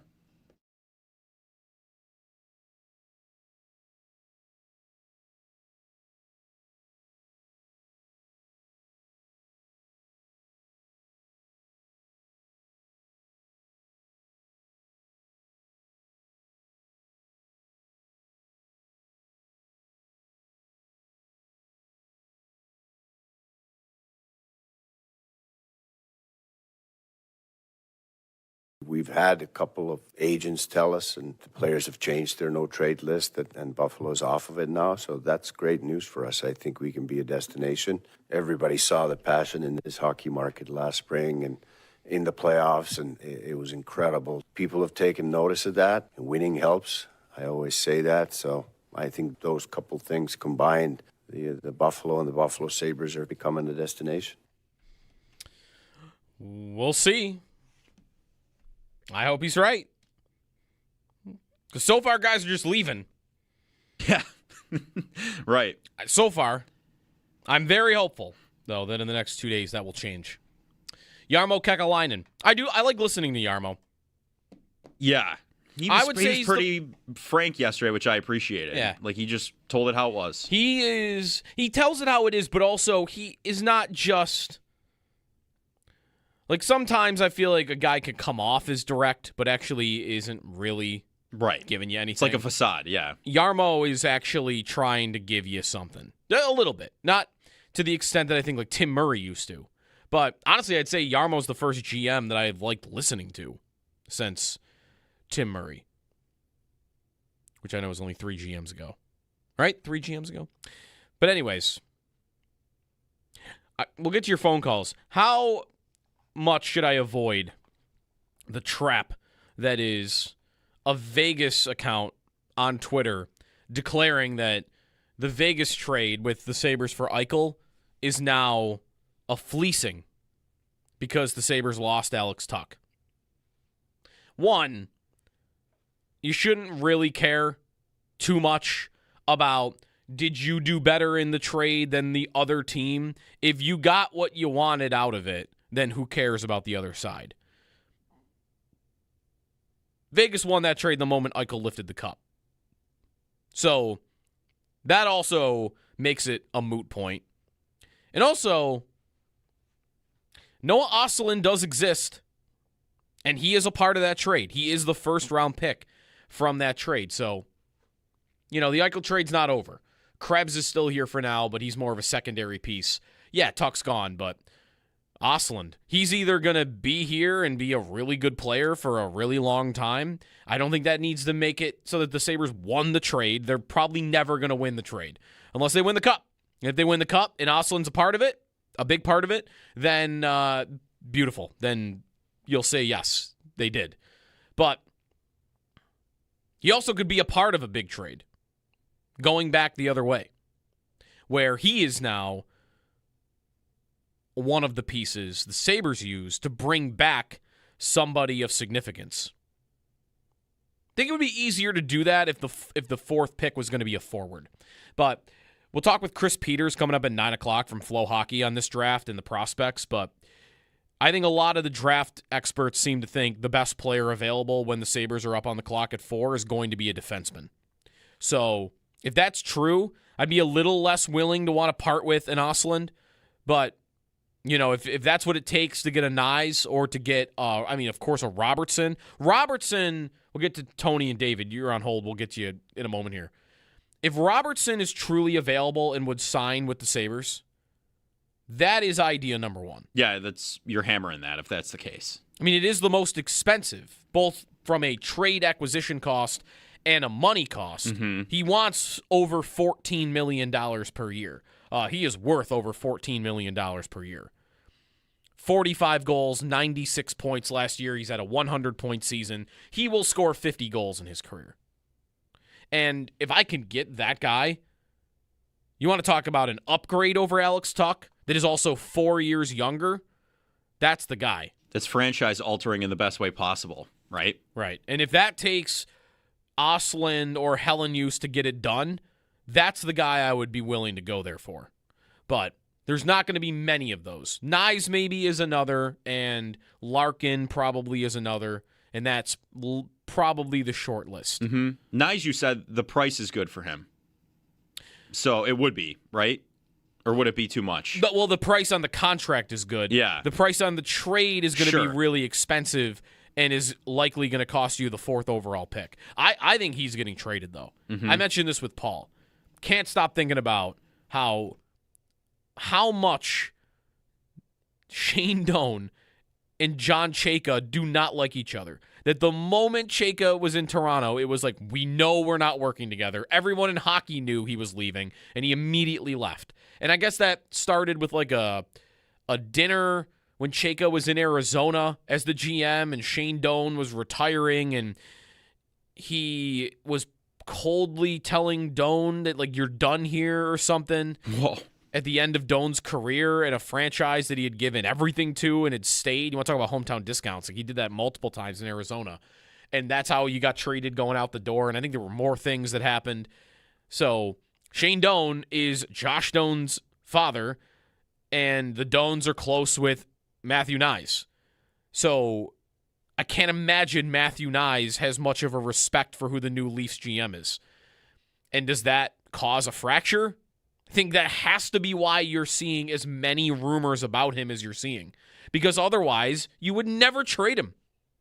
You would never trade him. Mm-hmm. He's 23, has an amazing contract, is really good, and is the line mate of the guy you're trying to keep in Austin Matthews and not cause leaving.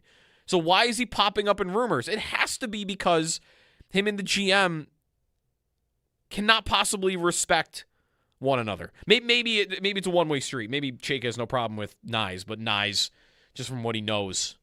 Yeah, you just want to do business there, maybe. I don't know. I think he's getting traded. It doesn't have to be here, but I think he's getting traded. What should they do it for? Let's go to Tony in Cheektowaga. What's up, Tony? Good morning. Thanks for taking my call. Sure thing. Another reason not to trade with Toronto is we can't give them the 1st and the 4th. The top. Why? The top offensive player and the top defensive player. But they're going to be 18-year-olds, and if I'm trying to win now, like, what am I worried about? I guess that's just my opinion. I would rather just keep 4, draft Reed, and in 2 years, I'm not saying, you have to fill in, you're going to have to fill in the roster other ways, but in 2 years, now you can possibly trade Owen Power away for an offensive player, a forward, and keep this young Reed, who the little I look at seems to be a Cal McCarr type player. So I think you got to keep 4. All right, thanks, Tony. I do not want to be trading Owen Power in a couple of years. Talk about the cap going up in contracts. Owen Power at $8 million in 2 years is going to look like one of the best deals in hockey, too. All the big extensions that were signed 3 years ago to great players are going to look amazing in 2 more years. So I don't need to be thinking about trading Power. I know Chase Reed is a great prospect and might end up being their pick at number 4, and many believe he is the number 1 defense prospect in this draft. Sault Ste. Marie Greyhounds, point-per-game player, above a point-per-game player last year, 6'3", skates. He's a very good idea.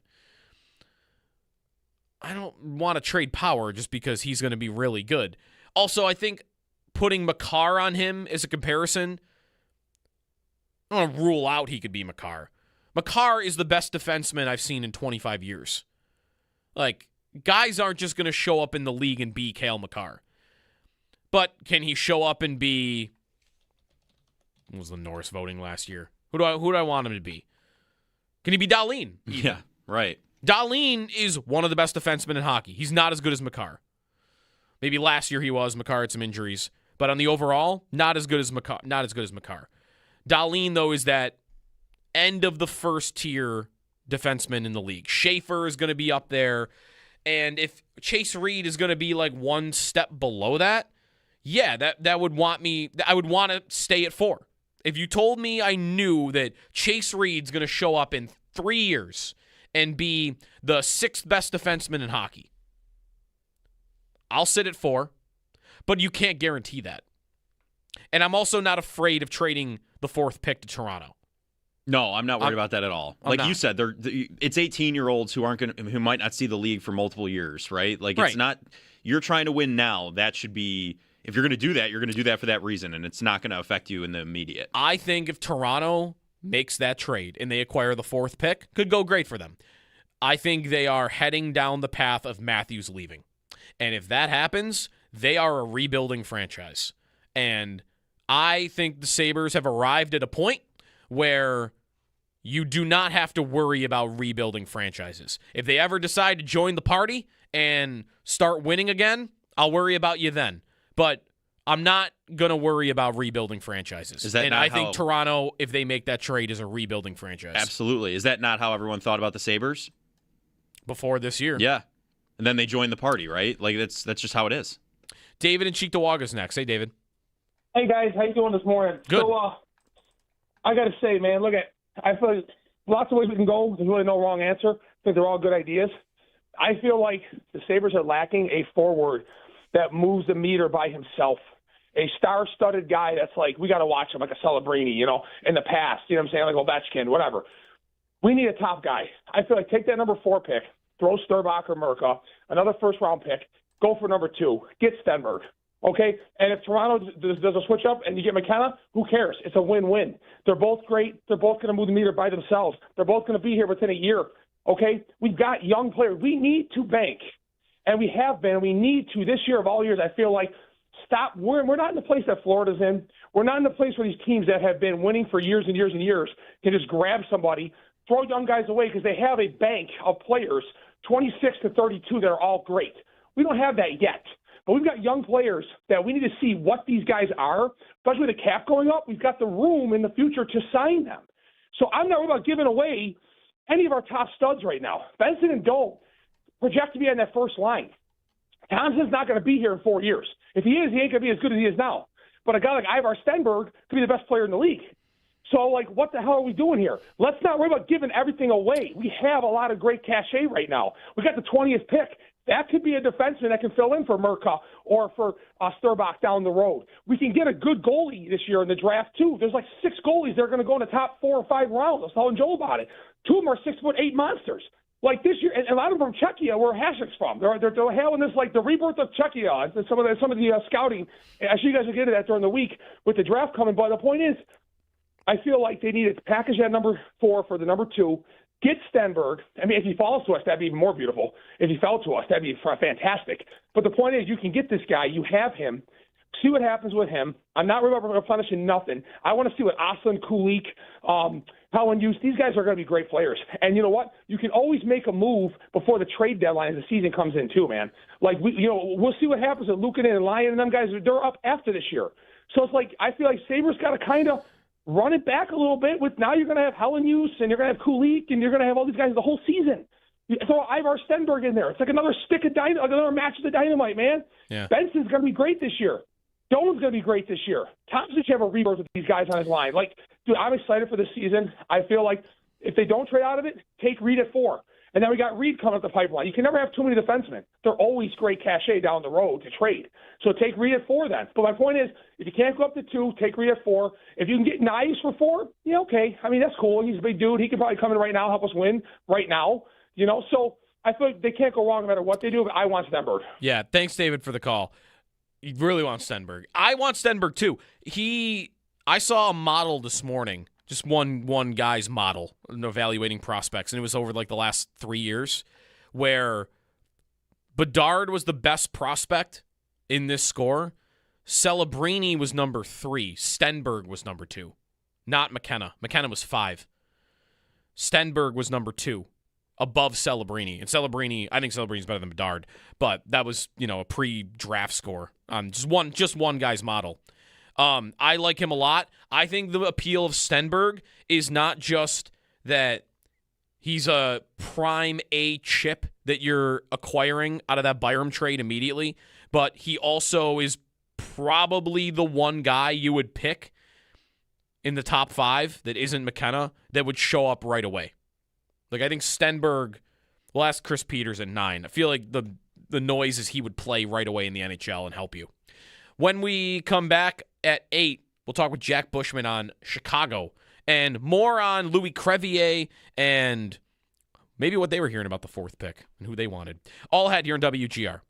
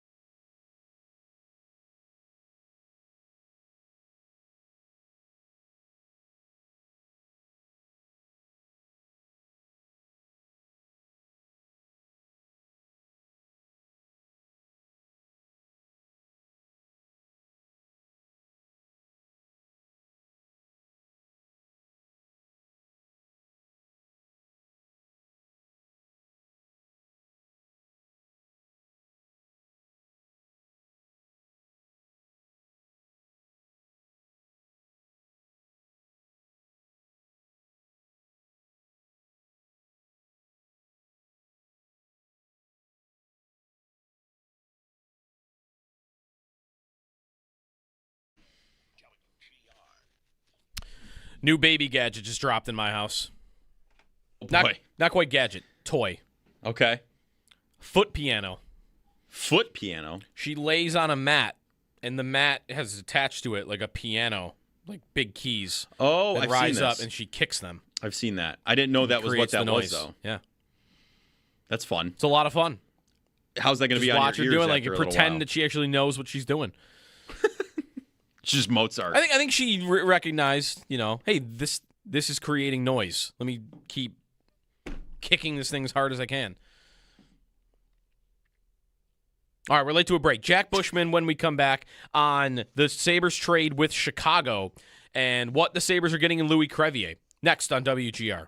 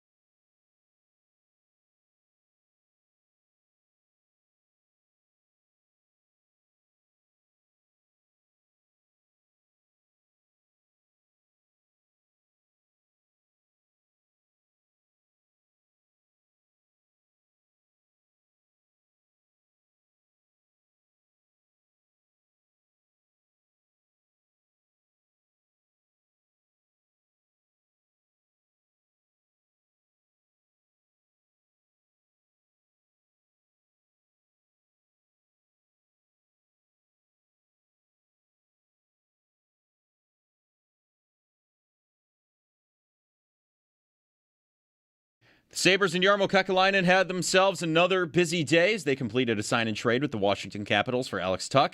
He signed an 8-year deal with an annual value of $10.5 million. Also, Zack Benson was extended. He signed a 7-year contract worth $7.5 million per year. In case you missed any of Yarmo Kekalainen's comments yesterday, you can find them on our website, WGR550.com. The NHL draft just one day away. We'll see if there are any other moves in store. Coverage of the NHL draft on WGR is brought to you by Outlet Liquor. When you need to stock up, it's the place to buy a case. What's your outlet? By Fecal Car and Joyce, your border attorneys, and by Dash's Market, serving Western New York for over 100 years. Shop the family of finer foods. In the World Cup, Switzerland beat Canada 2-1. Bosnia and Herzegovina beat Qatar 3-1. Morocco topped Haiti 4-2. Brazil beat Scotland 3-0. South Africa beat South Korea 1-0. And Mexico beat Czechia 3-0. The U.S. men's national team takes on Turkey tonight at 10. And around the NFL, the Jaguars, they signed Brenton Strange to a 3-year contract extension. Per NFL Network's Mike Garafolo, the deal is worth up to $48 million. And Lions cornerback Terrion Arnold facing multiple felony charges following his arrest in connection with a February robbery and kidnapping in Tampa Bay. The Paddock Chevrolet Sports Update. Paddock Chevrolet with you for the extra mile since 1935. I'm Joe Cali for Western New York's Voice of the Fan, WGR.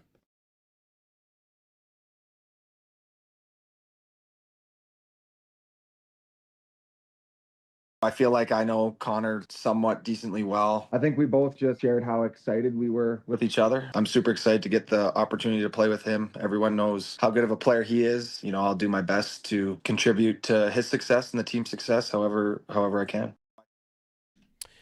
Now, former Sabre Bo Byram. He is in Chicago, and the Blackhawks and he will, I'm sure, hammer out a new extension. Because if they don't do that, and he happens to walk in a year, then a trade that many people are already dunking on will get dunked on relentlessly more. Good morning. It's Jeremy and Joe. Jeremy is on the course, 100 holes of golf. We got the Venmo QR code up on our YouTube stream if you would like to donate. Courage of Carly. And with right now, I think he's probably, we'll check in with him a little bit later. Probably in the, what do you think? He was on the 12th hole at 6:30. What pace? 25th hole? I bet he's done 10 holes. There. Yeah. I bet he's done 10 holes since then. I haven't got any reports of any birdies or anything, though, so not sure how it's going. I am going to be closing Jack Bushman now on the Western Hotline. We're going to talk about this trade more from the Chicago end of things. Jack, I don't know how your offseason's going, but I am going to close out tabs of hockey reference pages of Jason Robertson, Matthew Knies, and Connor Hellebuck right now. So, good morning. Good morning. Thanks for having me on, guys. Yeah, safe to say those guys are probably out of the Blackhawks' reach at this point with the 4th overall pick no longer in their possession. Right. They've made their big move. How that trade, it's Byram, and he had a very good season last year for the Sabres. I thought he was their best defenseman in the first round against Boston. How much are you in agreement with, I think, the overall consensus, which is that, man, Chicago paid way too much versus they're getting a very good player that will go right to the top of their depth chart at that position? Yeah, I think both statements there's some truth behind them. I do believe unquestionably that Kyle Davidson gave up a lot for Bowen Byram, who is also going to have to get paid a lot. And I think the biggest concern from my end was that while Bowen Byram is probably coming off of the best year of his career, averaged over 22 minutes per game last season, and as you referenced, was maybe the Sabres' best defenseman in that first-round series, he's never really been leaned on as a true number one defenseman. He's never had to be that go-to guy, and while he's been seeking that larger role, and that was a reason why he ultimately became available in Buffalo as well, he's just never been in that role yet as a 25-year-old defenseman now, and the Blackhawks are going to ask him to do a lot next season. And, you know, we're going to find out if he's going to be able to handle that type of role and those type of expectations. But they gave up a hefty price to go and acquire him, and then, obviously, because he only has 1 year left on his current deal at $6.25 million, he's probably going to have to get paid like an upper echelon top pairing defenseman. And that extension, based on what we just heard from Byram, it sounds like there's not going to be any issues in working out a deal. He mentioned he wants to be in Chicago. The Blackhawks can give him that larger role that he's been seeking for. It sounds like that's all going to work out. But if that happens before the start of the season, and I'm very interested to see the timeline of how this extension is going to go, it could be happening before he even plays a game for the Blackhawks as that number one defenseman. So I just felt like Kyle Davidson paid a steep price and also at the same time took a gamble by bringing in Bowen Byram. Now, what I will say is Byram does fill a need for the Blackhawks, and he is going to be their best defenseman next year. He's going to help in the puck carrying side of things. They really need his help on the power play. He's got a good shot from the back end.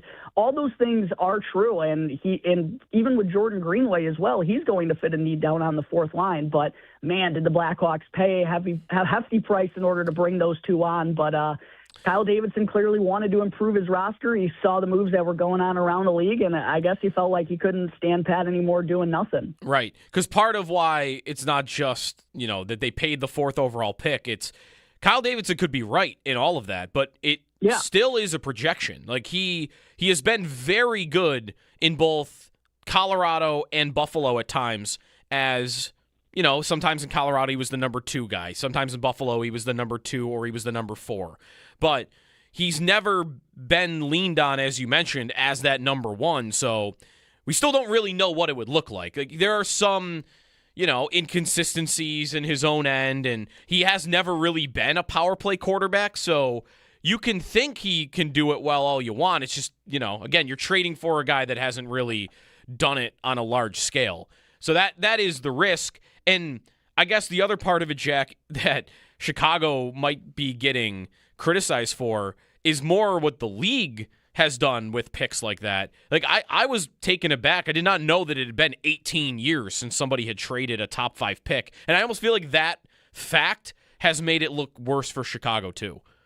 Yeah, I agree there, just because these types of picks don't get traded often whatsoever. And I forget exactly who in the hockey social media world posted it yesterday, but they said, top 5 pick has been traded in 18 years, and the player it gets traded for is Bowen Byram. And again, I don't really think that's a knock on Bowen Byram too much, because he is a darn good player. And the stuff that I just outlined, like he is going to fit a nice hole on the Blackhawks back end.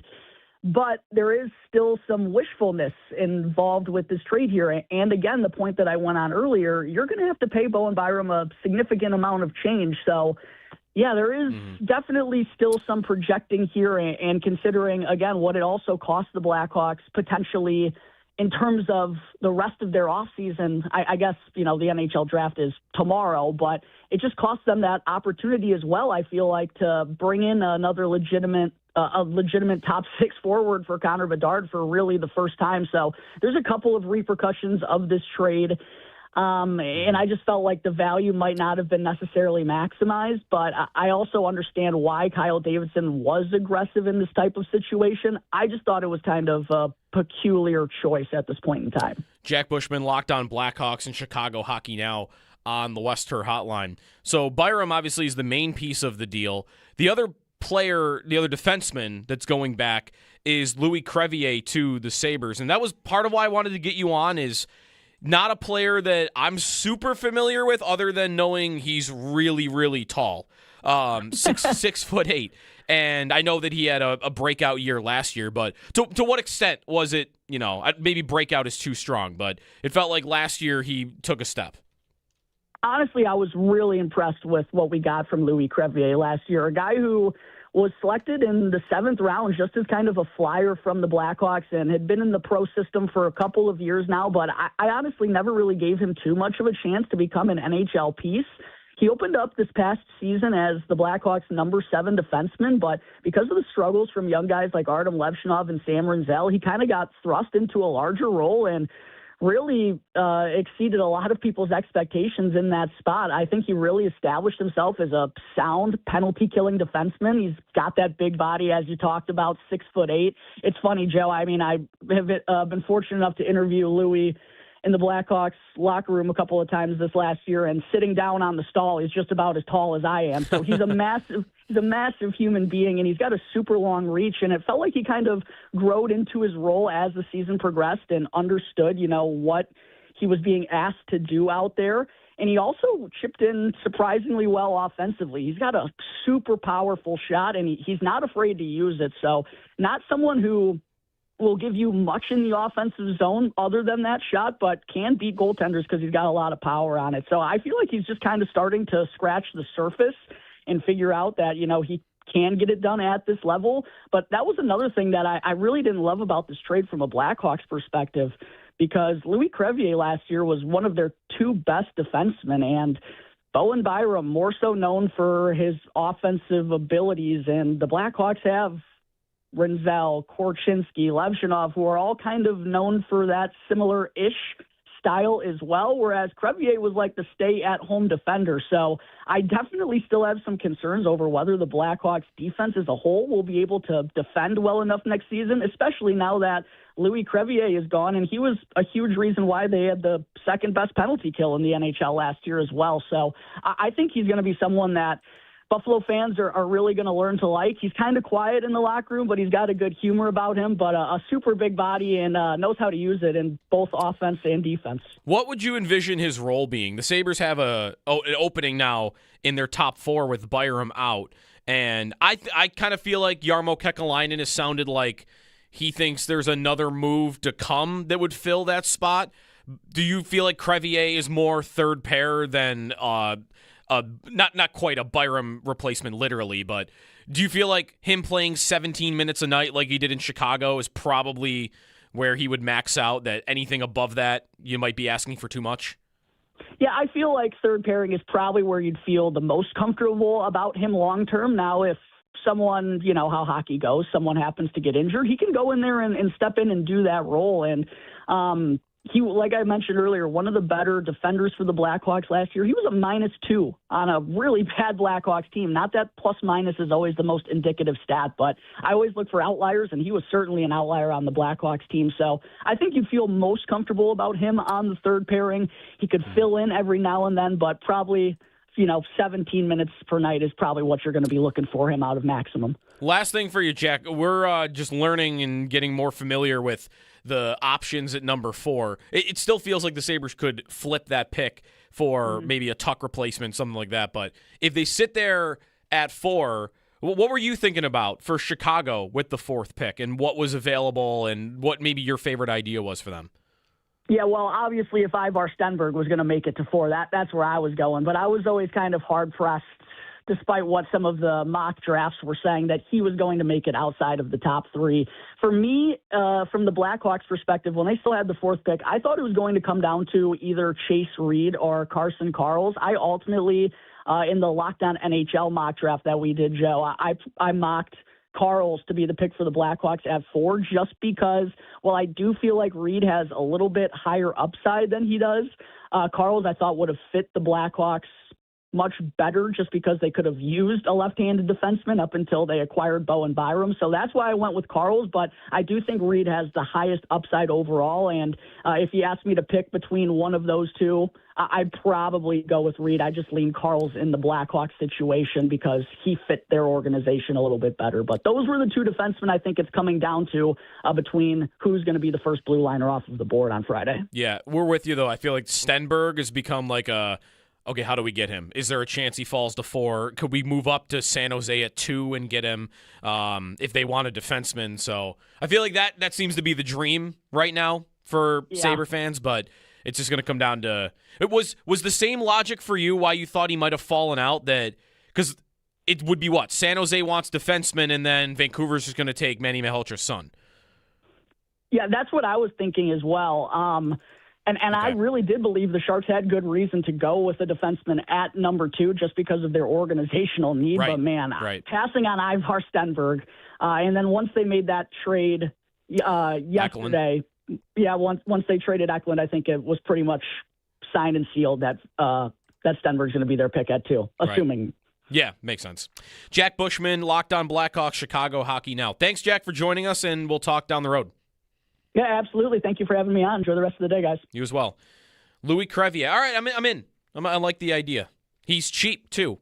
That didn't come up in this conversation, but he makes less than $1 million per year, which, if you're talking about him being like a Logan Stanley replacement, some GM is going to give Logan Stanley $4 million a year because he's super tall and mean.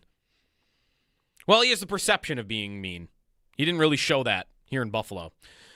But anyways, what is next for the Buffalo Sabres? 803-0550 is the phone number.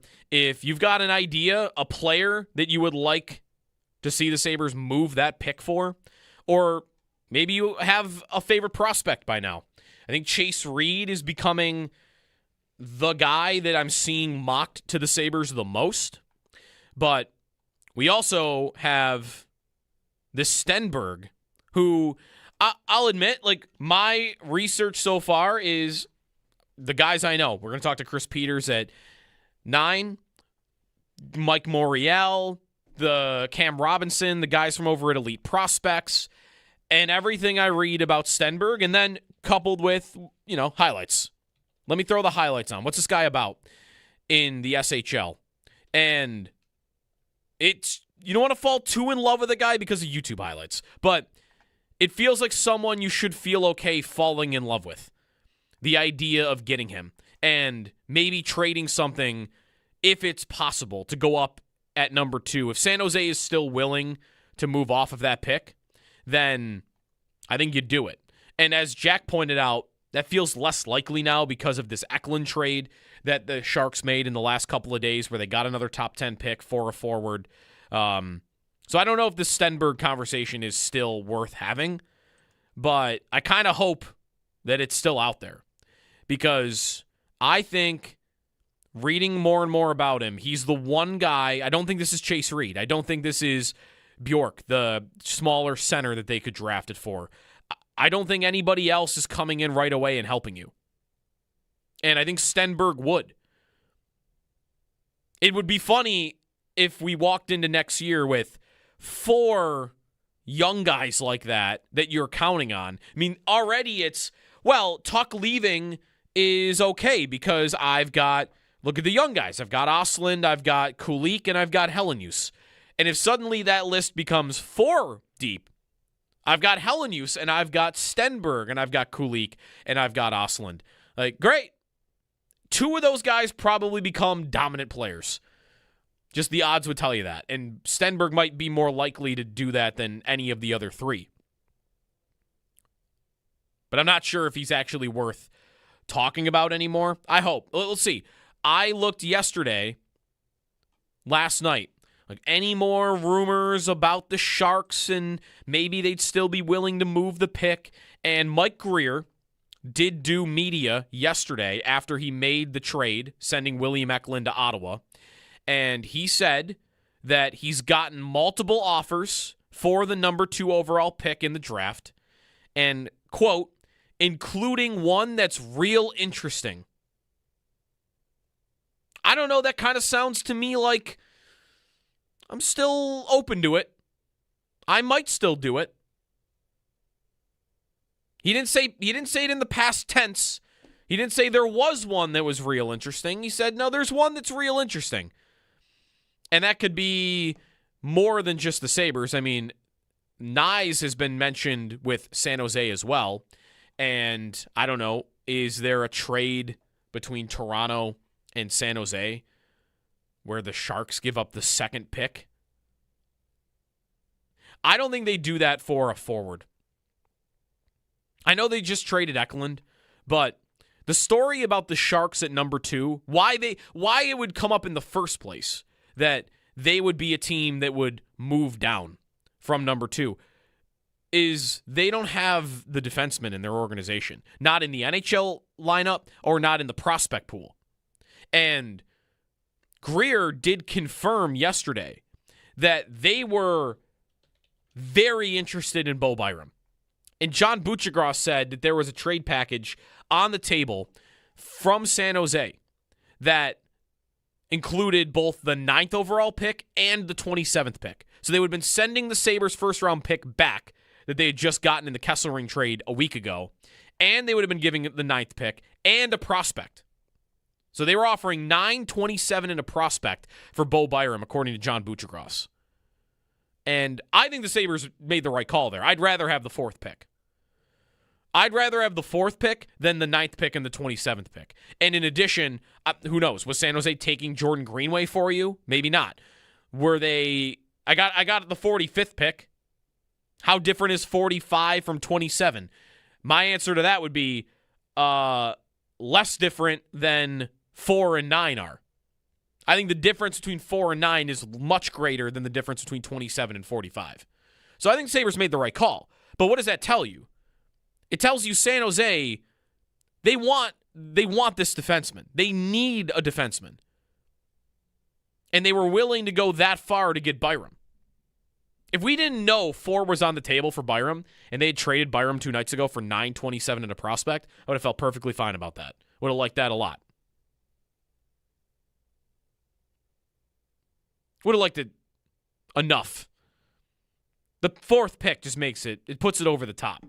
But if the Sharks want a defenseman, they still need one. They have not added anybody in the last 2 days. And just because they lost William Eklund doesn't mean they still don't have that need. So are they okay sitting at 9 and trusting that that guy is now the number 1 defenseman in my organization?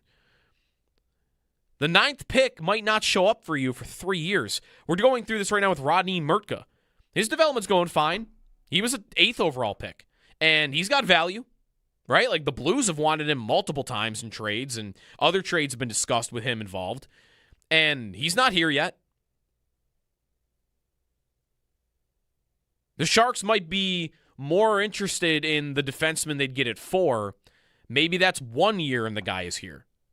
That's what the odds would show you. If you look at the history, we did this yesterday and broke down the last 15 4th overall picks. Most of them, it's 1 year and then they arrive. And even you get down to pick 9, I know it's only 5 picks later, you're starting to talk about, like with Murtka, maybe it's 2 years. Feel like by getting the defenseman at 4 and instead of 9, your odds of the guy showing up 1 year earlier are a lot greater. So, would San Jose still be interested? And would that allow the Sabres to go get Stenberg? It's really interesting. And I might like that idea as much as some of these veteran trade ideas. I wouldn't say as much as the Robertson idea, but Nyes, yeah. I think at that point, if I knew tomorrow night they have 2 deals on the table, one is I could go up to 2 and get Stenberg, and it doesn't cost me an arm and a leg to move up 2 spots. And the other is I'm trading 4 plus something else to get Matthew Nyes. As much as I like Nyes, I think at that point, I might take the Stenberg option. 803-0550 is the phone number. Playing around with some different possible scenarios for tomorrow that are all now possible because the Sabres pick 4th, which I still have to say out loud because I still kind of can't believe that Chicago did that. Tomorrow night, 7 o'clock for the draft. We'll have full all-day coverage here on WGR. Brian Koziol and the gang down at the arena. And it's decentralized, so you won't have like GMs going across the tables to talk to each other, but we should be getting deals, and maybe we have to wait until they're on the clock before we get some type of move. When we come back, we have shots of audio. When we come back, excited for that. We will check in with Jeremy again, and also we have Chris Peters coming up at 9. We'll get in the weeds on some of these prospects more at 9 o'clock. It's Jeremy and Joe. Jeremy's off today. Owen off today as well. Stay tuned. This is WGR.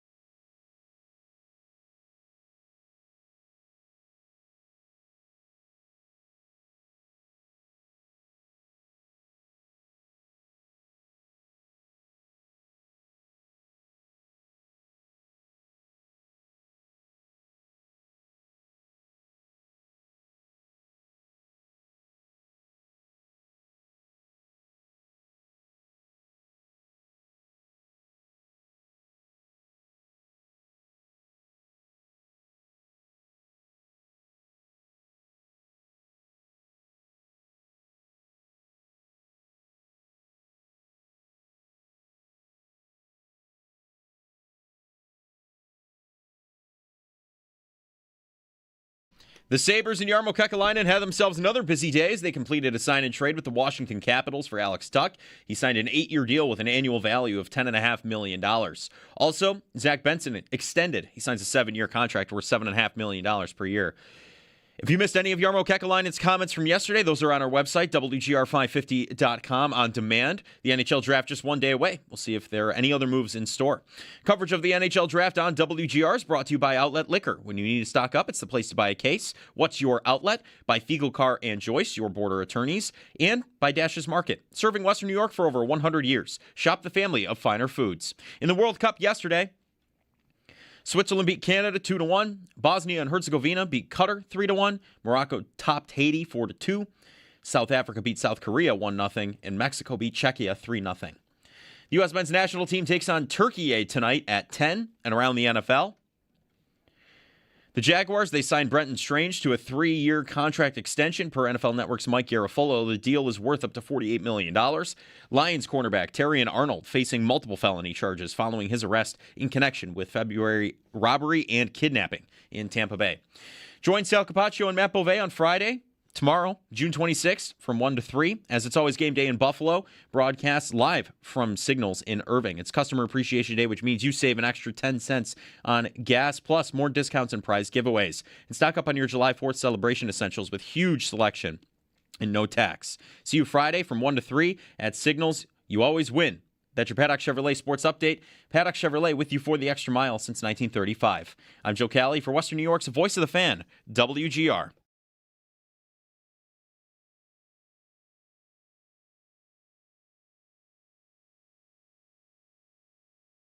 Time now for the Outlet Liquor Best Shots of Audio. Powered by Outlet Liquor. When you need to stock up, it's the place to buy a case. What's your outlet? All right, shots of audio. Exciting. It's Jeremy and Joe. If the Sabres do anything in the next 10 minutes, we'll let you know. It'll be an honorary shot. There's a Hellebuck rumor.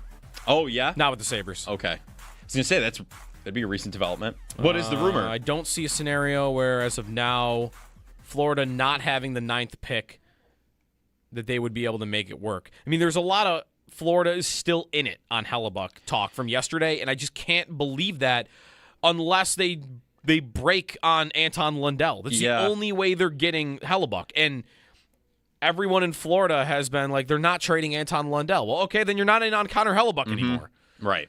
So why are we still talking about them? Yeah. If that happened, if Hellebuck just found his way to Florida and the Team USA group chat thing and all of that, I think you'd have people from every organization getting very upset with how things are going. I just don't know. I also don't know what I would do if Florida gets Hellebuck. It's like, what can you do? Anyway. At that point, maybe I do say, just make the 4th pick. Don't make any trades. Go with the kids because I'm not going to win this year anyway. Yeah, right. Because Florida with Hellebuck, how am I beating them? Mm-hmm. I'm looking at their roster. I don't know how I'm looking. Like, would they trade Lutz Sarainen? No. Lutz Sarainen's not going to get it done. But that's what they're trying. They don't have a first-round pick that they can trade for like 4 years. Anyways, all right. Shots of audio. Enough on the Florida Panthers. Yeah, no, we can get to that a little later. So there's a few here in varying. The last two are going to be from the World Cup. We've got Shaq with an interesting take on a podcast, starting to talk about something not sports-related necessarily, but I'd be remiss if I didn't play the 6 Mets errors from their most recent outing. And the fans ended up even chanting Pete Alonso's name at the end of the game.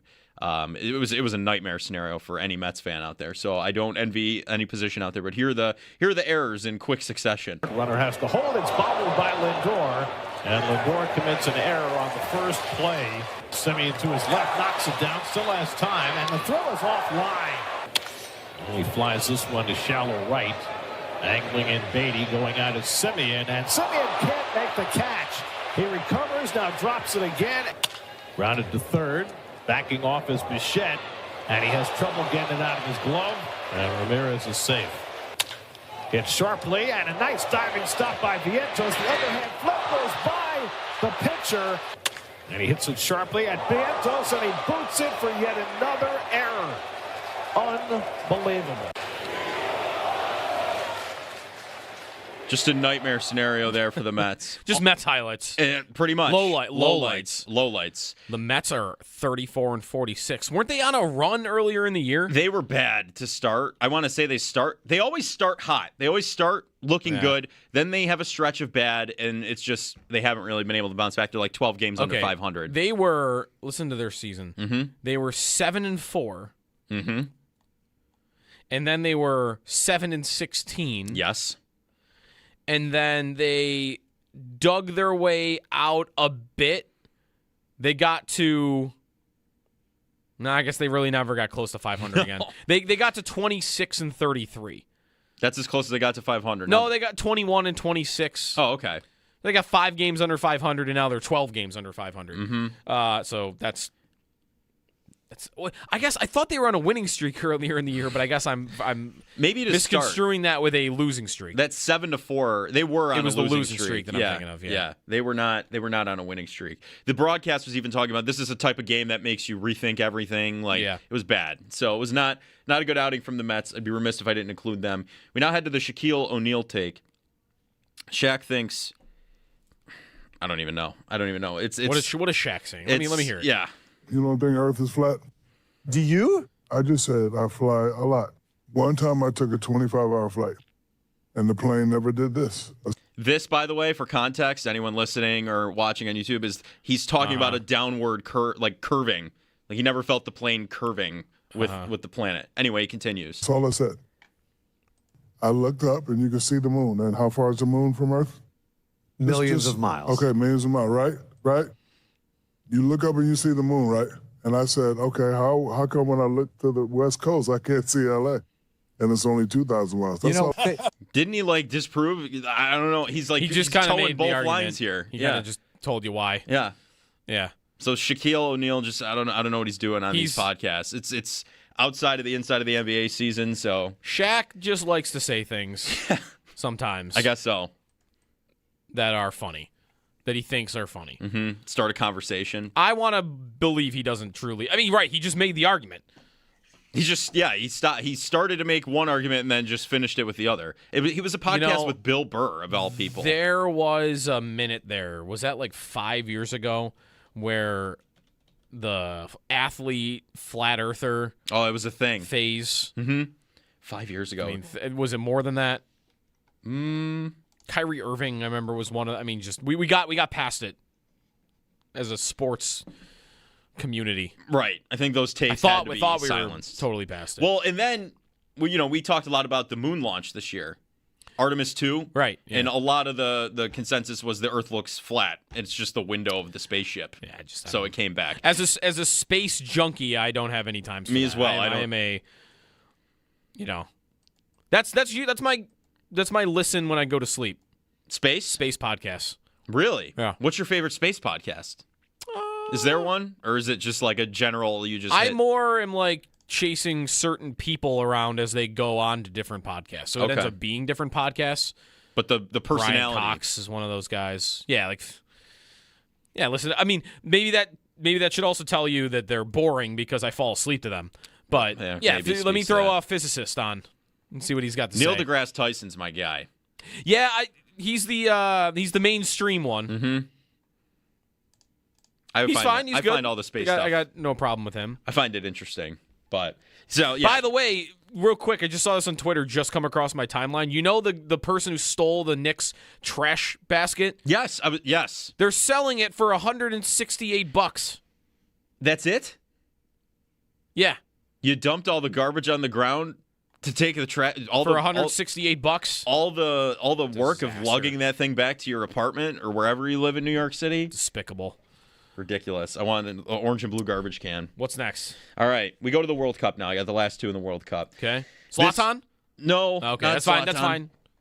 I like Zlatan. The Japanese fans, by the way, have been the most culture shocked by America, I would say. Scotland kind of came in and made Boston New Scotland. That's essentially what happened there. They tried to. Yep.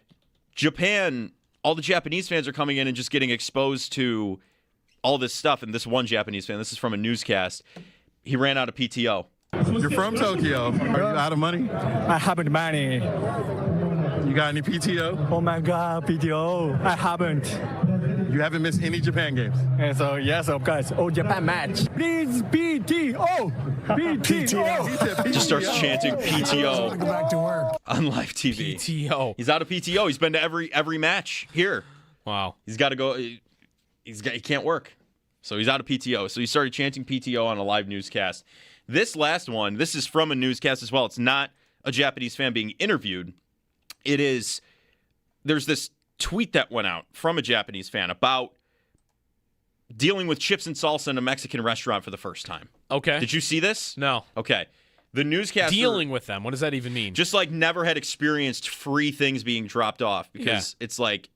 Yeah. There's nothing gratuitous like that in, the home country and all of that. So here's what the tweet was in a very dramatic newscaster reading it. The Post read, USA, a Mexican restaurant. We had not ordered anything, and the food was already arriving. Chips, salsa, unrequested, free. I stopped the waiter. We have not earned these. The waiter said, they just come to the table, man. This is not an appetizer. This is a declaration. We trust. You eat. The tourist then proceeded to eat 3 baskets of chips, saying, the trust of a nation is in that salsa, and I intend to honor all of it.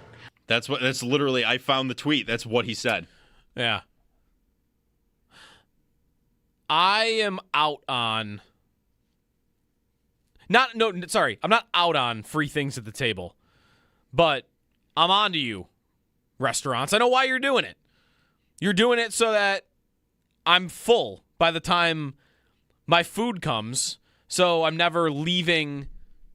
not being stuffed. Oh, Does that make absolutely. sense? It blows it up. Yeah, like it blows up your entire meal. That's why bread is at the table too. Mm-hmm. I'm not complaining about it being there. I'll eat it. The chips and salsa at the table. That's the problem. Like I'll eat it. I almost feel like sometimes I don't want it. Because then I'm 3/4. I'm halfway through my meal and I'm done. But when it's there, I wanted this. I wanted to eat this whole thing. Yeah. It's obligatory though when something's in front of me and it's gratuitous. Right. I feel like I'm obligated. Losing value. The expected value on my experience is going down if I don't eat the free chips and salsa. Yes. I'm getting more of my money's worth with this free thing. Craig just tweeted in, the Knicks fan who dumped the garbage can got fired from their job. I didn't know that. Really? I wonder what the profession was. It was one of those dumbest things I've ever seen. Yeah. We dump trash on the ground so I can have this thing that I'm stealing. Basically. And then sell it for only $168. Yeah. That's all it's worth? But anyway, I'm not going to comment on what people do like that. But all right. That's that for Shots of Audio this week. The offseason, there's some interesting stuff. The Mets lowlights. The poor Mets. Yeah. Sorry, Howard. I know. I felt bad putting it together, and I know people around this building are also Mets fans, but I can't. I think that Josh Allen said recently the greatest story in sports left is the Bills winning the Super Bowl. Mm-hmm. I think that is up there, if not number one. The Knicks winning, so that's now off the table. Right. I think the Mets winning the World Series wouldn't be far off that. It's definitely not above the Bills. No. Or either Buffalo team winning. Or there's probably others in sports that outrank it, but the Mets winning would be up there. Right? That's a starved fan base. Yeah, storied franchise, starved fan base and as of recent. It's been long enough, right? 86? Mm-hmm. That's been long enough. We're talking 40 years now. Yeah. The Mets winning, I bet, is up there for the best story in sports. They will not do that this year, though. They absolutely will not do that this year. Mm-hmm. They're bad. All right, that's Shots of Audio. When we come back, we will check in with Jeremy again. I believe it's raining down there. There's some talk of umbrella-inspired donation request because of how wet it is. So Jeremy will check in when we come back, and then we'll get in more on the NHL draft when Chris Peters joins the show coming up at 9 o'clock from Flow Hockey. And Stenberg and Chase Reed and Bjork, all the guys that are going to be around where the Sabres pick at number 4, plus at number 20. That's coming up at 9 here on Jeremy and Joe. This is WGR.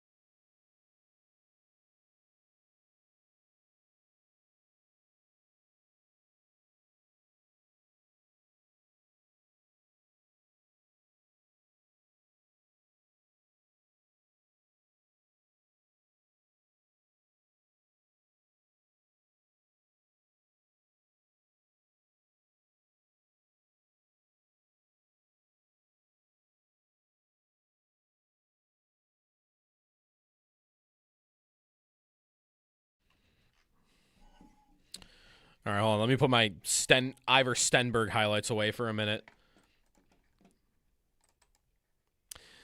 Good morning. It's Jeremy and Joe. Jeremy's got 100 holes of golf, and you're back on the course, I hear, so that means you weren't on the course for a minute. Yeah, quick, 20-minute break, if that. Changing clothes, waiting for a lightning clearance, which we got, and now we're back to it. So, yeah. Is the rain held up or held off? Oh, no, we are. No? We got wet. Is that why you are inspired to ask for umbrella-themed donations?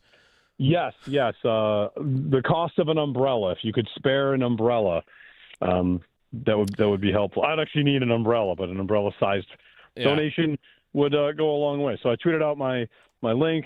My Venmo is Jeremy White -3, and we're back on the course. We're 27 holes in, and we keep rolling. Looks like we've got a break in the weather. The greens have softened up, so for the people that hit greens, that's good. Yeah. What does an average umbrella cost, by the way? That's a great question. What's an umbrella cost? Depends on how baller of an umbrella you want to get. I have no concept of what an umbrella costs. I can't remember. Sal's in studio. Sal, when's the last time you bought an umbrella? I cannot remember because we usually have them given to us by golf tournaments or something like that. Every umbrella I feel like I've been given. No, there's nobody over there. Are you doing the video? Do you guys think there's a... I had to bring in umbrella? Joe's prize. Go ahead. Sorry. So, Jeremy, right now, sorry. Your Venmo is still up on the YouTube stream. And how are we going with donations and everything? Pretty good. I'm behind Nate, which is really frustrating. But, we're all on the same team. All right. That's fine. Birthday's going well. Any birdies so far? No. No birdies yet. No further questions at this time. Happy birthday, Jeremy. No further Thank you, yeah. No, I mean, it's whatever. It's great to be out here. A lot of really good players, and, we're out here for 100 holes. We'll be going pretty much through all the way till the sun goes down. And if the weather holds up, either way, we're going to play through everything we can and finish the 100 like we always do. All right, perfect. Well, good luck, and we'll continue to push it out. Make sure you can donate, and we'll talk in a little bit. All right, thanks, fellas. Jeremy's on the golf course, and donations are going good. Sal's in. Real quick, I'm sorry. I know you were talking with Jeremy, right. and I knew you had a hockey guest coming on. Yes. So I had to bring in Joe. Joe was the closest to pin winner. Closest to the pin. In the Motion Project golf outing that him and I took place in. He won these box of Flutie Flakes signed by Doug Flutie. That's awesome. I was staring at the signature underneath Flutie Flakes. I'm like, wait a minute, that's already on the no. Oh, there's a real signature right above it. Yeah, that's awesome. There you go. Thank you. That's my first ever closest to the pin. It was 40 feet away, which is incredible. It was a tough pin. It was a tough pin. It was a tough pin. It was what was that hole? 180 also? So that goes to it as well. Yeah, awesome. It was a great event. It was awesome. Motion Project, they did a great job. Yes. Ryan Miller's dad was there. Club. Adam Page was really great. Awesome. Well, thank you for bringing this in. You're welcome. I had to duck out. I've got a newborn at home, so I wasn't there for the ceremony. But that's all right. I picked it up for you, and there you go. Did they announce the feet when they did it? How many feet? I think they said you were within 6 feet. I don't know. I really don't know. Okay, good. That's fine. Chris Peters when we come back on the NHL Draft.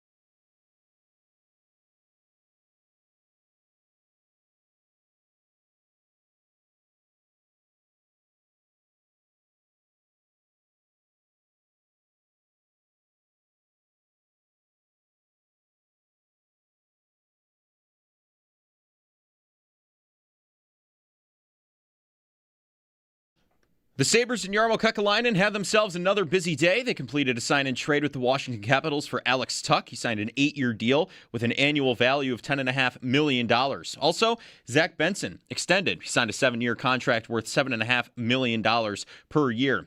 In case you missed any of Yarmo Kekalainen's comments from yesterday, you can find it on demand at WGR550.com. The NHL Draft just one day away. We'll see if there's any other moves in store. Coverage of the NHL Draft on WGR is brought to you by Outlet Liquor. When you need to stock up, it's the place to buy a case. What's your outlet? By Fiegel Carr and Joyce, your border attorneys, and by Dash's Market, serving Western New York for over 100 years. Shop the family of finer foods. In the World Cup, Switzerland beat Canada 2-1. Bosnia and Herzegovina beat Qatar 3-1. Morocco topped Haiti 4-2. Brazil beat Scotland 3-0. South Africa beat South Korea 1-0. And Mexico beat Czechia 3-0. The U.S. men's national team takes on Turkey tonight at 10. And around the NFL, the Jaguars, they signed Brenton Strange to a 3-year contract extension. Per NFL Network's Mike Garafolo, the deal is worth up to $48 million. Lions cornerback Terrion Arnold is facing multiple felony charges following his arrest in connection with a February robbery and kidnapping in Tampa Bay. That's your Paddock Chevrolet Sports Update. Paddock Chevrolet with you for the extra mile since 1935. I'm Joe Cali for Western New York's Voice of the Fan, WGR.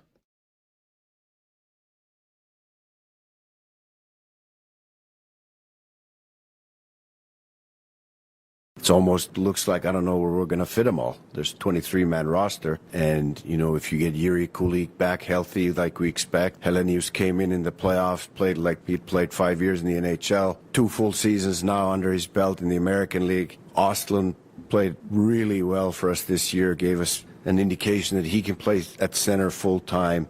We have a good plan on how to place Alex Tuch, but we're going to look at every option, whether it's free agency or trade, and we also have a lot of internal options.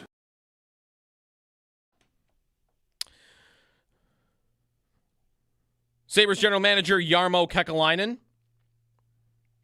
They do have a lot of options. And one of those would be trading the 4th pick. One of those would be keeping the 4th pick. And then once you get there, you got a lot of different players that you could be looking at. Up front, blue line, no goaltender that is worth that conversation that I have seen. Good morning. It's Jeremy and Joe. Jeremy is ongoing 100 Holes of Golf, and you can buy it. Donation right now. Umbrella priced donation.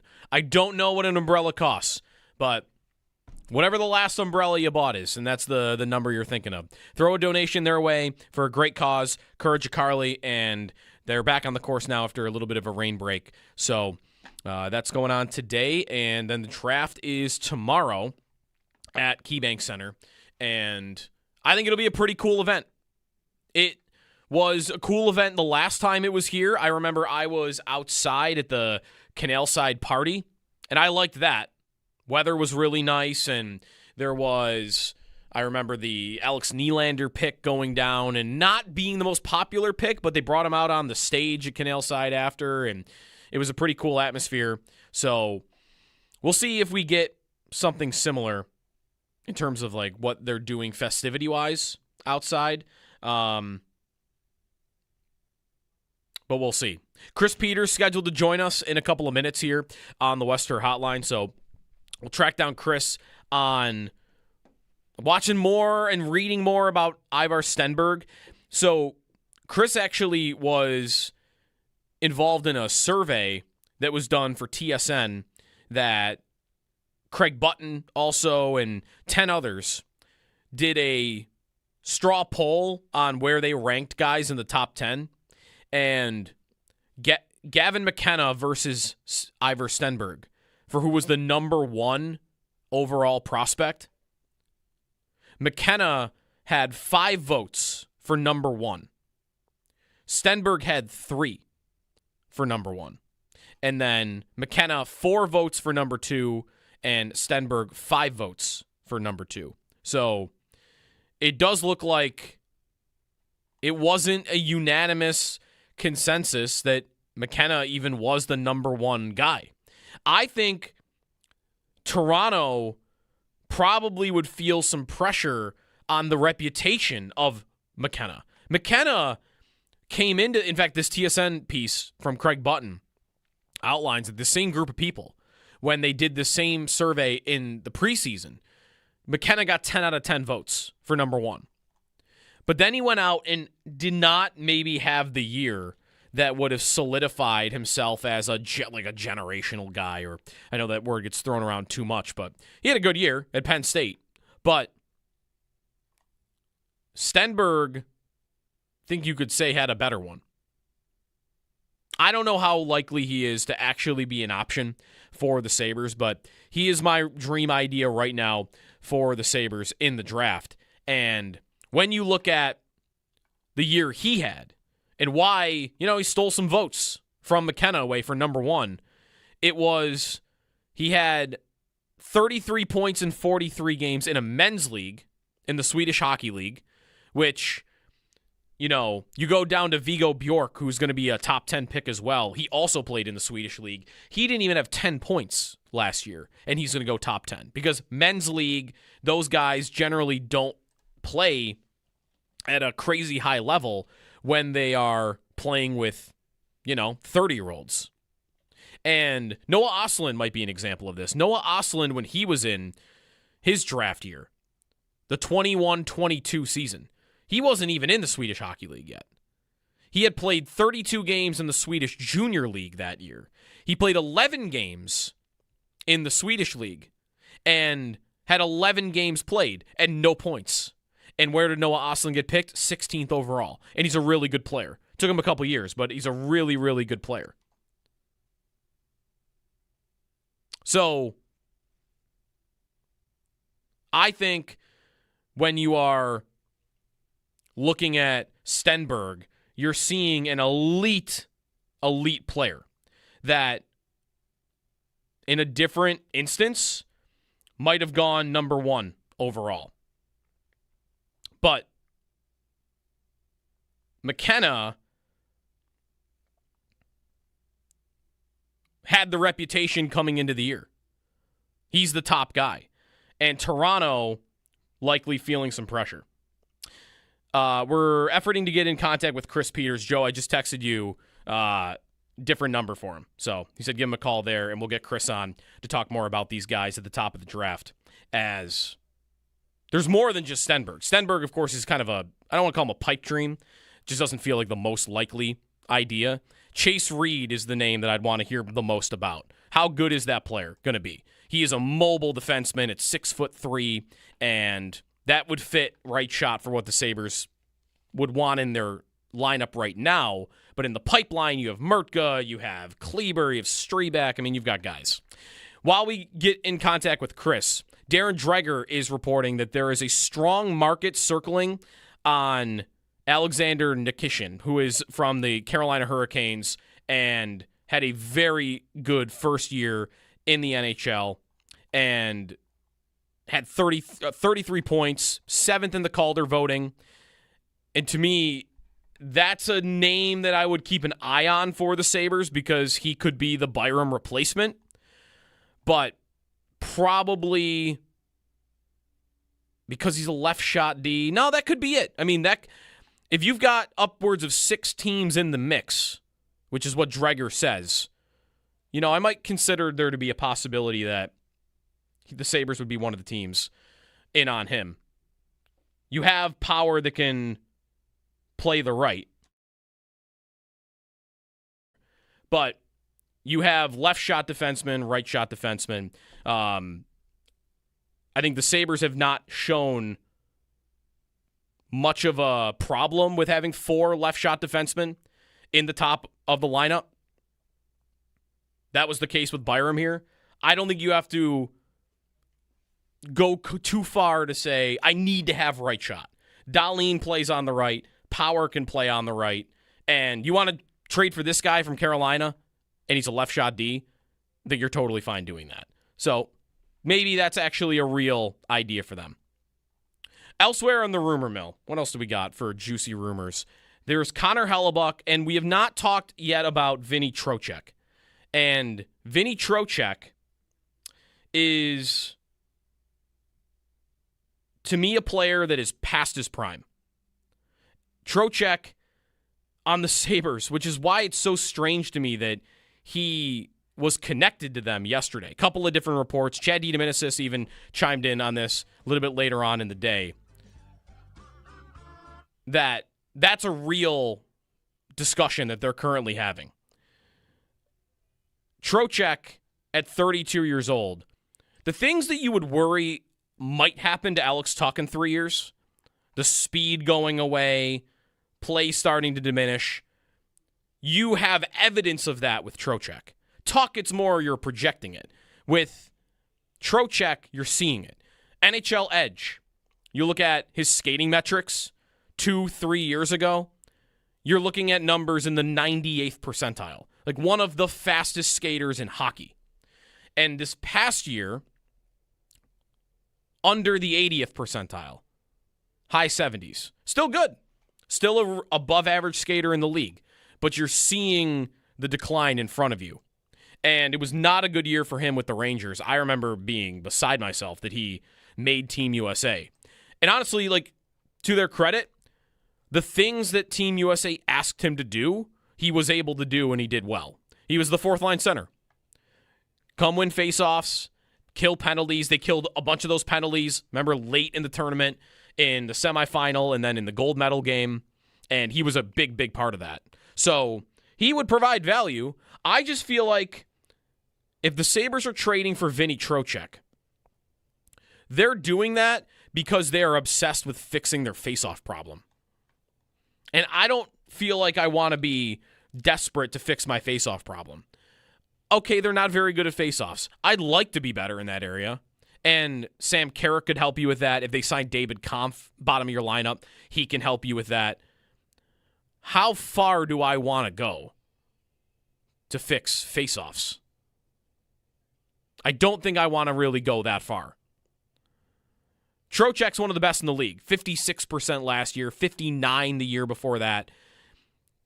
I'd just be worried that you're going too far out of your way to fix a problem that's a niche problem. It's lower on the problem pecking order than power play would be for me. And it also would be lower than who's my goalie in the playoffs. Face-offs, I'd like to be better. I don't want to go trade Noah Ostlund in the name of, let me get Vincent Trocheck to fix that. But that sounds like it's a real idea for the Sabres. Greg Wyshynski, while we're in juicy rumors, tweets out, one NHL executive that inquired about Jason Robertson said that the Dallas Stars were seeking a Rantanen package back for Jason Robertson. That trade, so here's the price. The Stars, if you're getting Robertson, and I like this idea for the Sabres a lot, it's going to cost you 2 first-round picks, 2 third-round picks, and Logan Stankoven, who is a really nice young player. Or you could offer sheet him and you get him for 4 first-round picks. But 2 firsts, 2 seconds, and a good young player. The Sabres equivalent of that could be the 4th pick, the 20th pick, and I'm going to take out the second or the thirds because I'm giving them a great first. And who's the young player? Maybe that's Ostlund. 2 firsts and Ostlund for Robertson, who says no. Feel like that probably would be in competition to be the best offer because your pick is 4. Other teams will come call him with 2 first-round picks, but not many are going to be able to give you a top 5 pick. The Sabres can. All right, Robertson. The big holdup there would be, is Robertson willing to come here? And are the Sabres going to be willing to pay a guy $14 million per year? You know, like, that's a question that I would want to think about with the Sabres until we see more evidence that they're willing to give the monster money to a guy. And when I'm not talking about the Benson contract. Benson signed for less money total than what Alex Tuch got in bonus structure.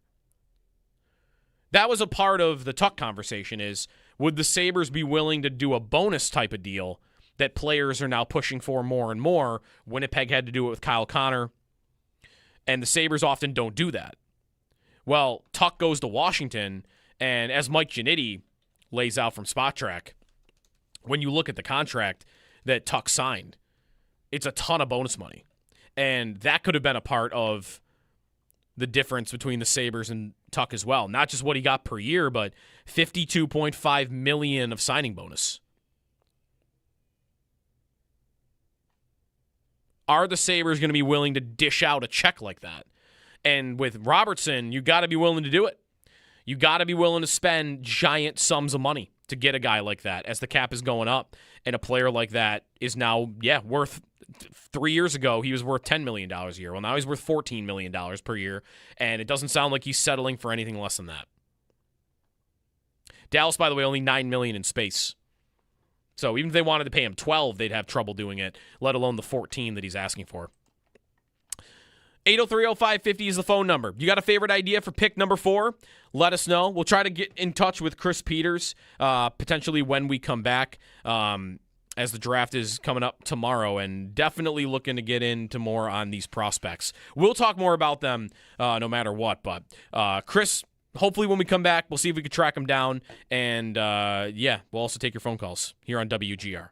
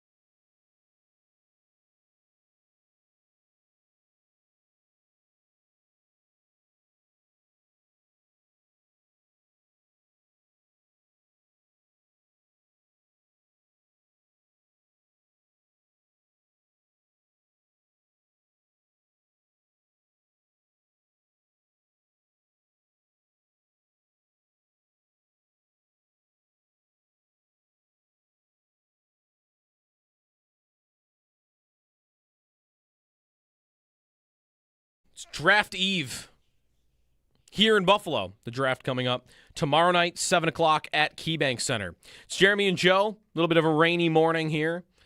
And otherwise, the weather's been great. But, yeah, just got a little bit of thunder showers to deal with this morning. On the WGR Hotline, Chris Peters from Flow Hockey. Very excited to talk with Chris. As Chris, now I'm even more excited because the Sabres have the 4th pick. When it was 20, we want to do a check-in and, see what's there. But, man, it gets a lot more exciting when you have a top 5 pick.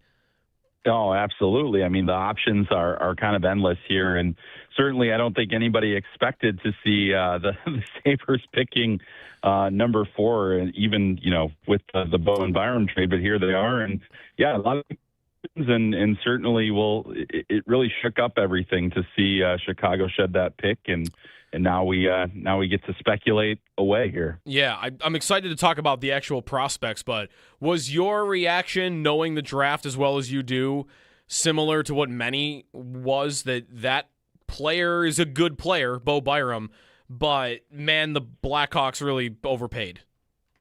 Yeah, so, I think good on Sabres for getting, a great price for, still he's a good player. I think the hard part is Bo and Byram's a really good player. The issue is that we haven't seen a top 5 pick move in years. And that's not exactly the kind of player where there's not really a track record or proof that he can. I think we lost Chris. Might be having some connection issues. He was traveling. So we'll try maybe one more time, and then we'll see what we get. By the way, if you are an NBA fan, there was just a massive trade. LaMelo Ball is going to Minnesota. So, big trade there. Tomorrow, draft night. And I want to go to this draft a lot. Sal was just in here talking about it with me, too, like going to this as an event. And I would not have really been super interested when they were just picking 20. Especially, too, because, you're waiting a long time. And you're not really picking at number 20 until probably, if the draft starts at 7, we're talking maybe after 10 o'clock, at least, for the 20th pick. Whereas now, the 20th pick, would I even hang around for the 20th pick if I was going tomorrow night? Probably would.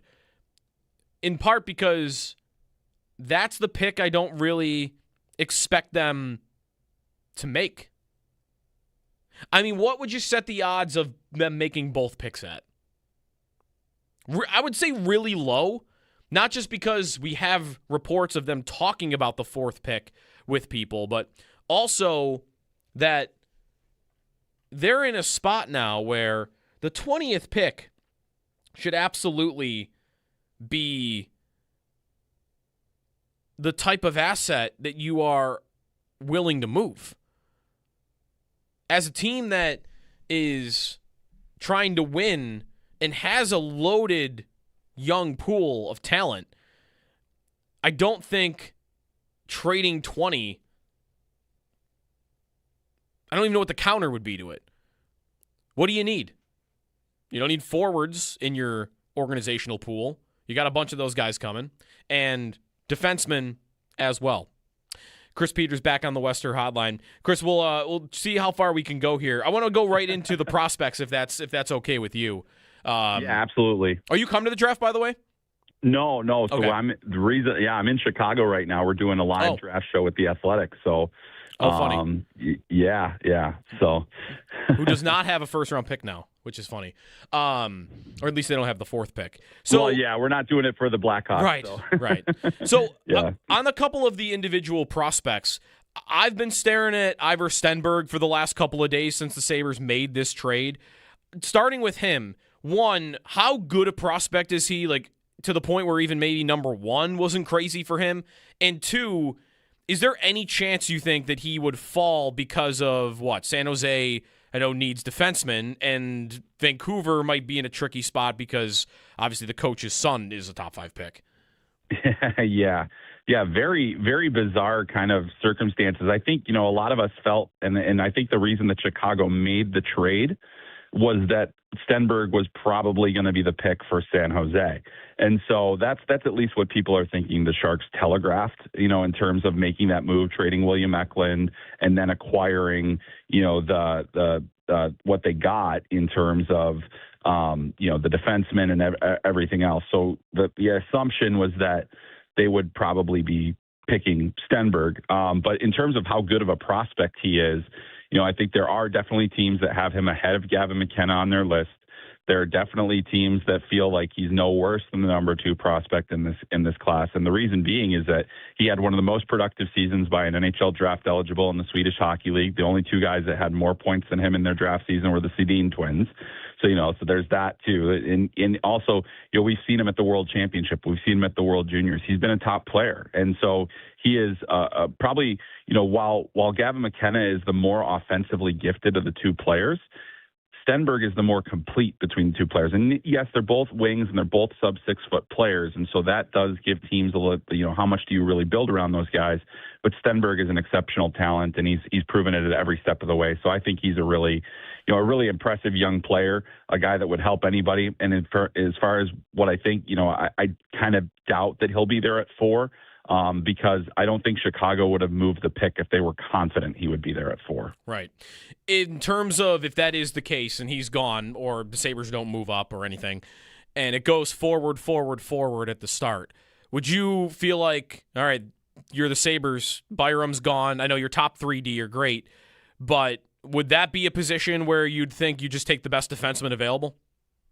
Yeah, I think so. I think so. And let's say it does go 3 forwards. To me, Chase Reed is the number 1 defenseman in this class. He's a right shot. He's got size. He's going to Michigan State. He's probably going to need a year, maybe 2 at Michigan State. I think where you're at as the Sabres right now, you're not necessarily looking for, immediate help. It would be nice to get, but I don't think you're going to get it in that range. And then, you get the player that I think very well could be one of the top defensemen, not just in this draft, but really has a chance to be a star guy at the NHL level and in Chase Reed. And, he's a guy that's had a very unique development path. He's kind of only on the front end of some of his, most elite hockey. He joined the OHL halfway through last season and then came in and was outstanding this year and one of the highest minutes, in terms of usage, played about more than anybody in the OHL this season. I think he's a tremendous athlete. And you say, okay, well, we've got, Dahlin, Power, the others, Samuelson, all those guys. But this is another guy that you could really start building a juggernaut defense there, potentially as soon as 2 seasons from now. And I think that's a good place to be. There are other options. There are other really good defensemen. And I think if, depending on what the Sabres are really looking for, there's a lot of different guys that you can talk about. But to me, Chase Reed is the guy. And if it goes 3 forwards, I would very quickly pick up Chase Reed. Yeah. Does he also fit maybe perfectly what the Sabres last year with their blue line? It was, you guys jump up in the play, up and down the ice. Like, we trust your mobility to be involved. And I feel like that sounds like what Reed is. Is he more that than the next couple defensemen beyond him, or are there other defensemen at 4 that would kind of fit that style of play for the Sabres? Yeah, I think there's quite a bit of quality offensive defensemen guys that, are quality 2-way guys that have a really good offensive game, including Carson Karls and Daxon Rudolph and others. But, I think for me, the most dynamic of the group is Reed. I think he does the best job of getting pucks through. He's got a tremendous shot. He's really just a great skater. Reads the play really well in terms of the offense. He played for Team USA at the World Juniors this year, and kind of coming in, we weren't sure exactly what he would end up being. Cole Hudson gets hurt, and he stepped into being their number 1 defenseman, and it was pretty seamless. And I just think that he's so the athletic toolkit that he has is so enticing that that's the thing where you're like, okay, well, he's got that plus the offense. As he continues to round out his defensive game, continues to get stronger and better in that regard. I mean, he has a chance to be a top pairing guy down the road here. So, I think he's really an exceptional talent. What would you say is the next guy for you at that position? Carson Karls, as you mentioned. Yeah, Carson Karls really. I mean, he's probably the most complete of the D guys at this point because his defense is really strong. He's a physical guy.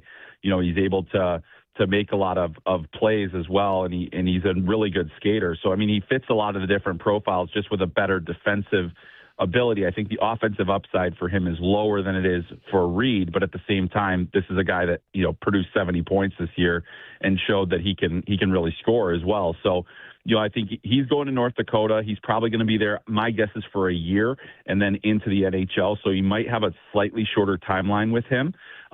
But he also, he checks a lot of boxes, and there are teams that definitely have Karls as their number one defenseman too. Chris Peters on the West Her Hotline, Flow Hockey, lots of great content as the draft is approaching, and that fourth pick. How many? I mean, I'm sure the names we've talked about already, especially Reed, of course, would be this. How many names do you feel like are defendable for them to take at the fourth pick? Yeah, there's quite a few actually. I mean, I think that when we look at this draft, you've kind of got your top three and depending top three players, and that's actually typically Reed, Stenberg, and McKenna. And then after that, it's like Malhotra and the next group. I think there's a lot of defensible names there, including Albert Smits, who is, probably the most NHL ready player of anybody in this draft outside of maybe Stenberg. And he is, he played pro hockey in Finland. He also played in Germany this year. He played at the Olympics. He's a guy that has the size, the strength, the physical maturity. He is definitely a guy that I would look at as an option, especially since his timeline for the NHL is pretty short. You could probably even get him into Rochester right away next year, maybe even into your NHL lineup for various stretches of the season, depending on if you have the availability. So that's a defensible one.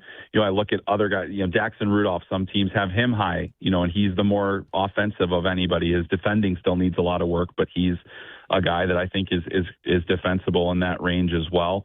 And then there are others where you say, okay, well, it might be a little bit of a reach, but still you can make a case like a Wyatt Cullen, who has, probably the most dynamic player outside of the forwards that we think will be gone.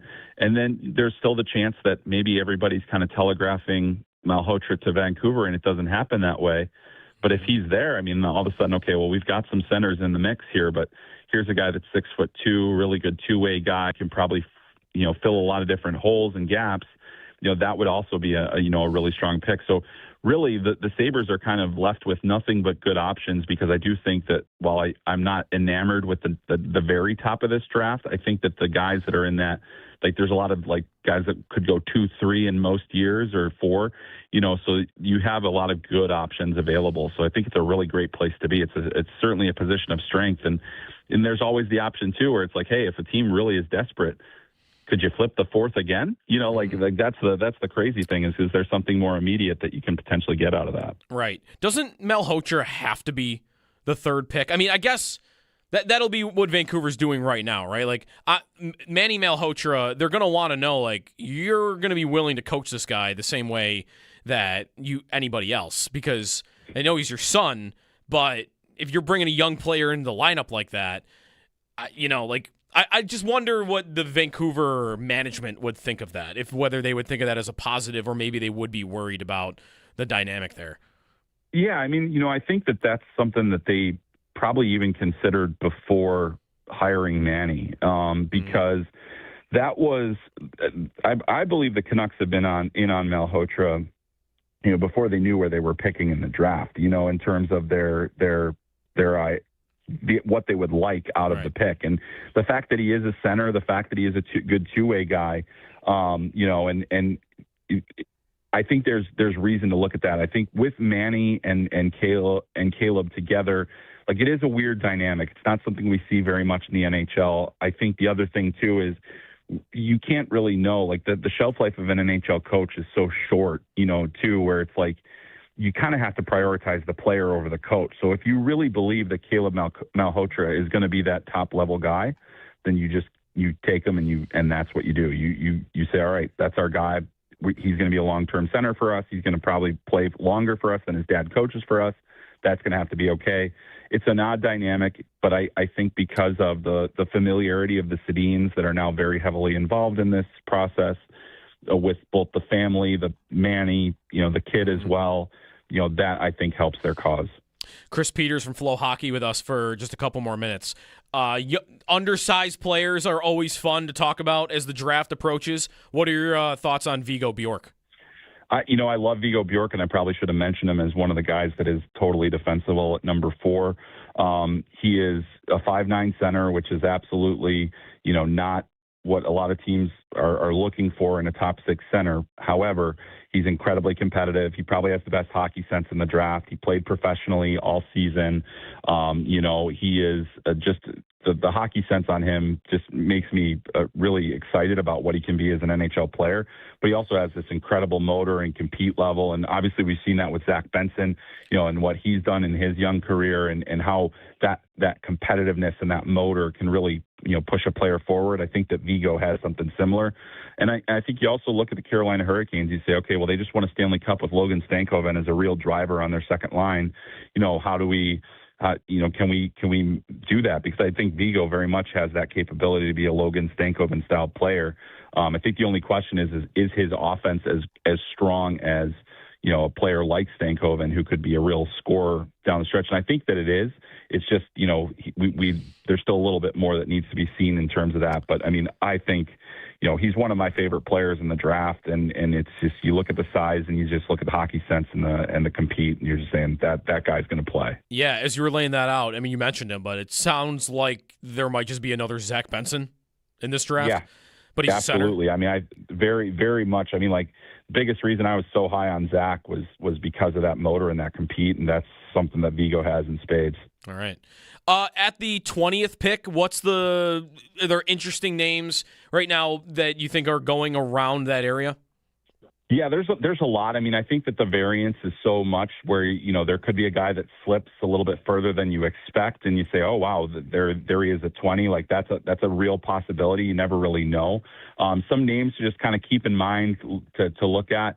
Adam Novotny, good two-way winger, 6'1", has a lot of physical strength, had 30 goals in the OHL this season, and I just love the way that he plays. I think that he can fit into any kind of spot. If say the Sabres end up going forward, there could be that second tier defenseman that's available in the 20 range. Guys like Tommy Blyle, who's probably one of the best skaters in the draft, and really talented offensive defenseman who had 80 plus points in the QMJHL this year.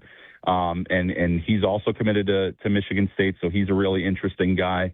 On top of that, one player, with the trade of Alex Tuch, Maddox Dagenet is a guy that I feel like he's not quite as good a skater as Alex Tuch was, but he's a 6'4" player with high skill level, scores goals. He's listed as a center, but he probably plays wing at the NHL level. And that's a guy where I'm looking at just that size skill combo that really is enticing to me. So those are just a few of the names that I think are really reasonable to expect, in that range. There's the chance that some of them go in the teens or maybe a little bit later, but I think, there's really good options. I think 20, every first round starts kind of thinning out, but 20 is still a good spot to get some real value. Yeah. And we'll wrap with this, Chris, because I think Sabre fans, and myself included, are expecting that they will at least try to trade one, if not even both, of those first-round picks, 20 especially, but there's a lot of smoke that even 4 is in discussions. How many players, because this is a loaded offseason. Like, there's a lot of big names being talked about. Robertson, there's a report in the last couple minutes about like what the price would be for him, and Matthew Nyes and Larkin, Hellebuck. There's a lot of them. How many of the names that you see being out there do you feel like are worth flipping the 4th pick for in a trade package? Yeah, I think like really any of the guys you just mentioned, I even Hellebuck. I think that yeah, especially Hellebuck. Yeah, that's the thing is like really at this point with the Sabres, you're in win now mode. You just had the season that you had. How much does this pick really matter to you in a couple of years? Whereas you can get somebody, you obviously want to have somebody with some term. You want to have somebody that's going to be able to be around for a little bit. But I do think that you can really be aggressive with that pick, given, the success that you've had recently. Either way, I think they have nothing but good options because I do think there's a lot of intrigue in this pick. The question is going to be like for teams like Winnipeg and others is like, how much of a step back are you willing to take where you're going to take on futures versus, maybe having to do something a little bit more. I think Hellebuck obviously is going to require a larger package than just a 4th overall, just because you got a Vezina Trophy winning goalie. But there's a lot of other things that you can do. So I think the Sabres will continue to be aggressive and look at all those options because they're in a real position of strength right now. Chris Peters on the Western Hotline at Chris M. Peters, Flow Hockey, a must follow as we approach the draft. Thanks, Chris, for efforting to come on with us. We were really glad we could get you in here. Yeah, so glad to do it. Sorry about the phone issues, but appreciate the conversation. Yeah, thanks, Chris. Chris Peters, and I was very glad we could get that in. And he had a little bit of a different attitude on Hellebuck than I've even felt from others and myself. Like, I think I even said it yesterday. I'd like to trade the 4th pick for a Jason Robertson or even a Matthew Nyes. But even I think I'd have to draw the line in Hellebuck before I'd trade the 4th pick. And Chris is like, no, Hellebuck would be the guy I would do it for. So I respect that. I mean, he would make the Sabres. I want to say they're not right now. I think he would make them an instant Stanley Cup contender. I don't know if I want to say that about them after losing Tuck and Byram. I might be willing to say it tomorrow when they do whatever they do. I'd want to put it in two ways because, the offseason's incomplete and everybody knows that. Right now, I wouldn't want to say they're a Stanley Cup contender. My guess is by the time they play a hockey game, we're going to think they're a Stanley Cup contender. There.